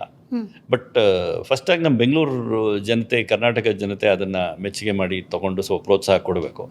ಡೆಫಿನೆಟ್ ಆಗಿ ಅದಾದ್ಮೇಲೆ ಟ್ರಾವೆಲ್ ಮಾಡ್ಬೋದು. ಆಲ್ ಇಂಡಿಯಾ ಹೆಂಗಿದ್ರು ಇದ್ದೇ ಇದೆ. ಯಾಕಂದರೆ Amazon, Flipkart, Nykaa, Tata 1mg, ONDC ಎಲ್ಲ ಕಡೆನೂ ಇದೆ. ಸೊ ಯಾರು ಎಲ್ಲಿ ಬೇಕೋ ಅಲ್ಲಿ ಪರ್ಚೇಸ್ ಮಾಡ್ಬೋದು ಆಲ್ ಇಂಡಿಯಾನಲ್ಲಿ. ಅಲ್ಲಿ ಒಳ್ಳೆ ರಿಪೀಟ್ ಕಸ್ಟಮರ್ಸ್ ಇದ್ದಾರೆ, ರಿಪೀಟ್ ಆರ್ಡರ್ಸ್ ಬರ್ತಾ ಇದೆ ನಮಗೆ ಈ ಮಾರ್ಕೆಟ್ ಪ್ಲೇಸಲ್ಲೂ, ಅದು ನೋಡ್ತಾ ಇದ್ದೀವಿ. ಅದು ಚೆನ್ನಾಗಿ ನಡೀತಾ ಇದೆ ಇವಾಗ. ಓಕೆ ಸರ್, ಒಂದು ಸೆಗ್ಮೆಂಟ್ ಇದೆ ರ್ಯಾಪಿಡ್ ಫೈರ್ ಅಂತ. ಸೊ ನಾನು ಒಂದಷ್ಟು ಕ್ವಶನ್ಸ್ ಕೇಳ್ತೀನಿ, 1 ವರ್ಡಲ್ಲಿ ಆನ್ಸರ್ ಕೊಡಬೇಕು ಸರ್. ಡೆಫಿನೆಟ್ಲಿ ಟ್ರೈ ಮಾಡ್ತೀನಿ. ಓಕೆ ಸರ್, ಈಗ ನೀವು ಸ್ಕಿನ್ ಕೇರ್ ಪ್ರಾಡಕ್ಟ್ನೇ ಜನರಿಗೆ ರೀಚ್ ಮಾಡಿಸೋದ್ರಿಂದ, ಸೊ ಡೈಲಿ ರುಟೀನಲ್ಲಿ ನೀವು ಬಳಸುವಂಥ ಒಂದು ಸ್ಕಿನ್ ಕೇರ್ ಪ್ರಾಡಕ್ಟ್ ಅಂದರೆ ಯಾವುದು ಸರ್? ನಮ್ಮ face gel and hair gel. Super. So ನಿಮ್ಮದೇ ಪ್ರಾಡಕ್ಟ್ ಯೂಸ್ ಮಾಡ್ತೀರಾ? ನಂದೇ ಪ್ರಾಡಕ್ಟ್. ಇದ್ರವರೆಗೂ ಯೂಸ್ ಮಾಡ್ತಾ ಇರಲಿಲ್ಲ, ಬಟ್ ನಮ್ದು ಬಂದ ಮೇಲೆ regularly hair styling gel and face gel use ಮಾಡ್ತೀನಿ ನಾನು. ಓಕೆ.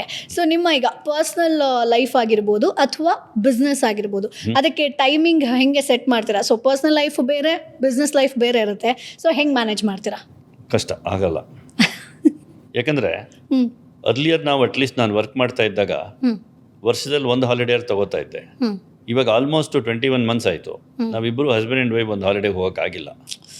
ಸೊ ಯಾರಾದರೂ ಒಬ್ರು ಇರಲೇಬೇಕು. ಮ್ಯಾನುಫ್ಯಾಕ್ಚರಿಂಗ್ ಫೆಸಿಲಿಟಿ, ಮಾರ್ಕೆಟಿಂಗ್ ಅಂತ ಇರೋದ್ರಿಂದ ವರ್ಕ್ ಲೈಫ್ ಬ್ಯಾಲೆನ್ಸು ಭಾಳ ಕಷ್ಟ ಆಗ್ತಾ ಇದೆ ಇವಾಗ. ಒಂದು ಲೆವೆಲಿಗೆ ಬಂದಮೇಲೆ maybe we will be able to do that. So ಇನ್ನೂ ಈಗ ಮನೇಲಿ ಮಗು ನೋಡ್ಕೊಳ್ಳೋವಾಗ ಹೆಂಗೆ ಎಷ್ಟು ಕಷ್ಟನೋ ಎಲ್ಲೂ ಬಿಟ್ಟು ಹೋಗೋಕ್ಕಾಗಲ್ಲ. ಕರೆಕ್ಟ್. ಆ ಒಂದು ಪರಿಸ್ಥಿತಿಯಲ್ಲಿ ಇದ್ದೀವಿ ನಾವು.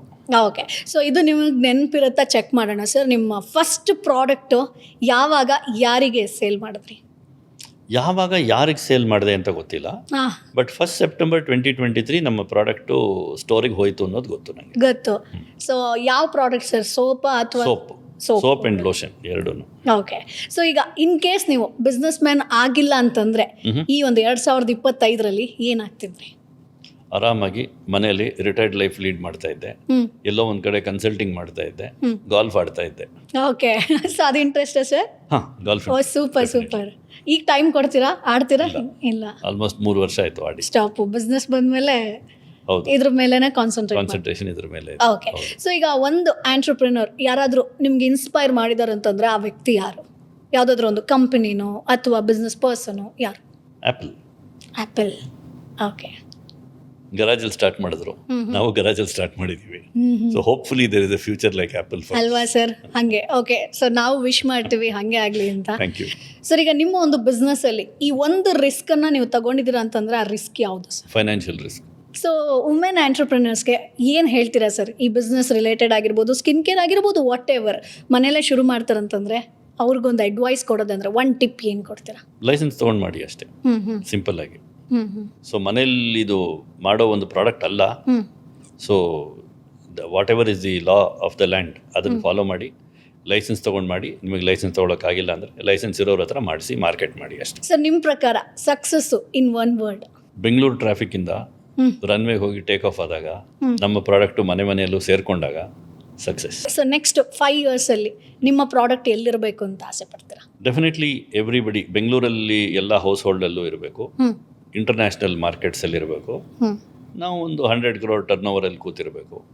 ಅದು ಒಂದು ಡ್ರೀಮು, ಒಂದು ಆಸ್ಪಿರೇಷನ್. ಓಕೆ. ವೈಫು ನಿಮ್ಮ ಬಿಸ್ನೆಸ್ಸಲ್ಲಿ partner. So as a personal ಆಗಿ ನಿಮ್ಮ ವೈಫ್ ಬಗ್ಗೆ ಒಂದು ವರ್ಡಲ್ಲಿ ಹೇಳಬೇಕು ಅಂದರೆ ಏನು ಹೇಳ್ತೀರಾ? She is the motivation behind all this ಅಷ್ಟೇ. ಓಕೆ. ಅವರ ಒಂದು ಛಲ ಇಲ್ಲದೆ ಇದ್ದರೆ ಅವ್ರು ಹೇಳ್ಬೋದಿತ್ತು, ಭಾಳ ಕಷ್ಟ ಇದೆ, ನಾನು ಮಾಡಲ್ಲ, ಕೋವಿಡ್ ಎಲ್ಲ ಬಂದಮೇಲೆ ನಾನು ಆರಾಮಾಗಿ ಮನೇಲಿರ್ತೀನಿ, we will just sell the business ಅಂತ ಹೇಳ್ಬೋದಿತ್ತು. ಬಟ್ ಅದು ಹೇಳಿದೆ, ದೃಢವಾಗಿ ನಿಂತು ನಾನು ಮುಂದೆ ಮಾಡ್ತೀನಿ, ಹೋಗ್ತೀನಿ, ನಾನೊಂದು ಇಲ್ಲಿ ಸ್ಟಾರ್ಟ್ ಮಾಡಿದ್ದಕ್ಕೆ ಒಂದು ಗುರಿ ಮುಟ್ಟಲೇಬೇಕು ಅಂತ ಆ ಒಂದು ಛಲ ಇದೆಯಲ್ಲ, ಅದು ಅವರ ಇದು. Okay, super sir. ಕೊನೆಯದಾಗಿ ನಮ್ಮ ಆಡಿಯನ್ಸ್ಗೆ ಏನು ಹೇಳ್ತೀರಾ ಸರ್? ತುಂಬ ಜನ ಈ ವಿಡಿಯೋಸ್ನ ನೋಡ್ತಿರೋರು ಆಲ್ಮೋಸ್ಟ್ ನಾನು ಕೂಡ ಬಿಸ್ನೆಸ್ನ ಶುರು ಮಾಡಬೇಕು ಅಂತ ನೋಡೋರು, ಅಷ್ಟೇ ಎಲ್ಲ ಆಲ್ರೆಡಿ ಶುರು ಮಾಡಿದ್ದೀನಿ, ನಿಮ್ಮಿಂದ ಏನಾದರೂ ಇನ್ಪುಟ್ ಸಿಗುತ್ತಾ ಅಂತ ವೆಯ್ಟ್ ಮಾಡ್ತಾ ಇರ್ತಾರೆ. ಸೊ ಒಂದಷ್ಟು ಜನರಿಗೆ ಬಿಸ್ನೆಸ್ ಕನಸಿರೋರು ಈ ವಿಡಿಯೋನ ನೋಡ್ತಾ ಇರ್ತಾರೆ. ಸೊ ಅಂಥವ್ರಿಗೆ ಏನು ಹೇಳ್ತೀರಾ? ನಿಮ್ಮ ಒಂದು ಫೈನಲ್ ಟಿಪ್ಸ್ ಆಗಿರ್ಬೋದು, ಅಡ್ವೈಸ್ ಆಗಿರ್ಬೋದು. ರಿಸ್ಕು, ರಿವಾರ್ಡು, ಮಾರ್ಕೆಟು, ನಿಮ್ಮ ಫೈನಾನ್ಷಿಯಲ್ ಹೆಲ್ತು, ಇದಿಷ್ಟು ನೋಡಿಕೊಂಡು ನೀವು ನಿಮ್ಮ ಒಂದು ಬಿಸ್ನೆಸ್ನ ಶುರು ಮಾಡಿ. ಎಲ್ಲರಿಗೂ ಬಿಸ್ನೆಸ್ ಮಾಡಬೇಕು ಅನ್ನೋ ಒಂದು ಇಂಟ್ರೆಸ್ಟ್ ಇರುತ್ತೆ. ನಾನು ಹೇಳಿದ್ನಲ್ಲ, ವರ್ಕ್ ಮಾಡ್ತಾ ಇರುವಾಗ ನಂದೇ ಓನ್ ಕಂಪನಿ ಇದ್ರೆ ನಾನು ಎಲ್ಲೋ ಇರ್ತೀನಿ ಅಂತ ಇರುತ್ತೆ. ಬಟ್ ಅದಕ್ಕೆ ಬೇಕಾಗಿರೋ ಸ್ಯಾಕ್ರಿಫೈಸಸ್ಸು ಸಿಕ್ಕಾಪಟ್ಟೆ ಇದೆ. ಕೆಲವರಿಗೆ ಭಾಳ ಈಸಿಯಾಗಿ ನಡೆದೋಗುತ್ತೆ, ಕೆಲವ್ರಿಗೆ ಕಷ್ಟದಲ್ಲಿ ನಡೆಯುತ್ತೆ. ಬಟ್ ಏನೇ ಇರಲಿ, ನಿಮ್ಮ ಒಂದು ಗುರಿ ಇಟ್ಕೊಂಡು ನೀವು ಇದನ್ನು ಶುರು ಮಾಡಿ. ಏನೇನು ಲಾ ಆಫ್ ದ ಲ್ಯಾಂಡ್ ಇದೆಯೋ ಅದನ್ನು ಫಾಲೋ ಮಾಡಿ, ಆ ಒಂದು ನಿಯಮ ಏನೇನಿದೆಯೋ ಆ ಒಂದು ಲೊಕೇಶನಲ್ಲಿ ಅದನ್ನು ಫಾಲೋ ಮಾಡಿ. ಪ್ಲಸ್ ಹಾಫ್ ವೇ ಥ್ರೂ ನಿಮ್ಮ ಇದನ್ನು ಬಿಡಬೇಡಿ ಅಷ್ಟೇ, ನಿಮ್ಮ ಒಂದು ಶ್ರಮನ ಬಿಡಬೇಡಿ. ಶ್ರಮ ಪಡಿ, ಡೆಫಿನೆಟಾಗಿ ರಿಸಲ್ಟ್ ಬಂದೇ ಬರುತ್ತೆ. ಇವತ್ತಿಲ್ಲ ನಾಳೆ ಬಂದೇ ಬರುತ್ತೆ ಅಷ್ಟೇ. ಅದಕ್ಕೊಂದು ತಾಳ್ಮೆ, ಅದಕ್ಕೊಂದು ಇದಿರಬೇಕು, ನಮ್ಮ ಒಂದು ಏನಂತೀರ, ವಿಶ್ವಾಸ ಇರಬೇಕು, ದೃಢತೆ ಇರಬೇಕು. Thank you so much sir. ನಿಮ್ಮ ಹತ್ರ ಮಾತನಾಡಿ ಸಿಕ್ಕಾಪಟ್ಟೆ ಖುಷಿ ಆಯಿತು. ಸೊ ಎಷ್ಟೊಂದು ಜನರಿಗೆ ಇವತ್ತು ನೀವು ಇನ್ಸ್ಪೈರ್ ಆಗಿರೋದ್ರಲ್ಲಿ ಯಾವುದೇ ಡೌಟ್ ಇಲ್ಲ. ಬಿಕಾಸ್ ಯಾಕಂತಂದರೆ ಸ್ಕಿನ್ ಕೇರ್ ಪ್ರಾಡಕ್ಟ್ ಅಂತಲೇ ತುಂಬ ಜನ ಹಿಂದೆ ಬೀಳ್ತಾರೆ, ಹೇಗಪ್ಪ ಈ ಬಿಸ್ನೆಸ್ ಶುರು ಮಾಡೋದು, ಕಷ್ಟ ಆಗ್ಬೋದು ಅಂತ ಹೇಳ್ಕೊಂಡು. ಅಂಥವ್ರಿಗೆಲ್ಲ ಕೂಡ ನಿಮ್ಮ ಒಂದು ಸ್ಟೋರಿನ ಶೇರ್ ಮಾಡ್ಕೊಂಡಿದ್ದೀರಾ. Thank you so much sir, ಇಷ್ಟೊತ್ತು ನಮಗೋಸ್ಕರ ಟೈಮ್ ಕೊಟ್ಟಿದ್ದಕ್ಕೆ. Thank you. ಎಲ್ಲ ವೀಕ್ಷಕರಿಗೂ ತುಂಬ ಥ್ಯಾಂಕ್ಸ್. ರೈಸಾ ನಿಮ್ಮ ಮನೆಯಲ್ಲಿ ಒಂದು ಸ್ವಲ್ಪ ಸಣ್ಣ ಜಾಗ ಮಾಡ್ಕೊಳ್ಳಿ ಅಂತ ನಾನು ಕೇಳ್ಕೊತಾ ಇದ್ದೀನಿ ಅಷ್ಟೇ. Sure sir, thank you sir. So ನೋಡಿದ್ರಲ್ವಾ ವೀಕ್ಷಕರೇ, ಸೊ ರೈಸಾ ಅನ್ನುವಂಥ ಬ್ರ್ಯಾಂಡ್ ಯಾವ ರೀತಿಯಾಗಿ ಒಂದು ಈಗ ಕ್ರಿಯೇಟ್ ಆಗಿದೆ, ಸೊ ಯಾವ ರೀತಿಯಾಗಿ ಬಿಸ್ನೆಸ್ಸನ್ನು ಮಾಡ್ತಾ ಇದೆ. ಸೊ ಅದರ ಹಿಂದೆ ಇರುವಂಥವರು ಭಾರತಿ ಮಲ್ನಾಡ್ ಹಾಗೆ ಶ್ರೀನಿವಾಸನ್ ಮಲ್ನಾಡ್ ಅವರು. ಸೊ ಅವ್ರು ಹೇಗೆ ಶುರು ಮಾಡಿದ್ರು ಅನ್ನೋ ಸಕ್ಸಸ್ ಜರ್ನಿಯನ್ನು ನಿಮ್ಮ ಜೊತೆಗೆ ಹಂಚ್ಕೊಂಡಿದ್ದಾರೆ. ಈ ಒಂದು ವಿಡಿಯೋ ನಿಮಗೆ ಯೂಸ್ಫುಲ್ ಆಗಿರುತ್ತೆ ಅಂತ ಅಂದ್ಕೊಳ್ತೀನಿ. ಪ್ರತಿ ಶುಕ್ರವಾರ ಸಂಜೆ 6 ಗಂಟೆಗೆ ಬಿಸ್ನೆಸ್ಸಲ್ಲಿ ಯಶಸ್ವಿ ಆಗಿರುವಂಥ ಉದ್ಯಮಿಗಳನ್ನು ಈ ಶೋನಲ್ಲಿ ನಾವು ಮಾತನಾಡಿಸ್ತೀವಿ. ಈ ವಿಡಿಯೋ ನಿಮಗೆ ಯೂಸ್ಫುಲ್ ಆಗಿರುತ್ತೆ ಅಂತ ಅನ್ಕೊಳ್ತೀನಿ. ಮುಂದಿನ ವಿಡಿಯೋದಲ್ಲಿ ಮತ್ತಷ್ಟು ಮಾಹಿತಿ ಜೊತೆ ನಾನು ನಿಮ್ಮ ಮುಂದೆ ಹಾಜರಿರ್ತೀನಿ. ಅಲ್ಲಿವರೆಗೂ ಬೈ ಬಾಯ್. ಬಾಸ್ ವಾಲಾ, ಬಿ ದ ಬಾಸ್.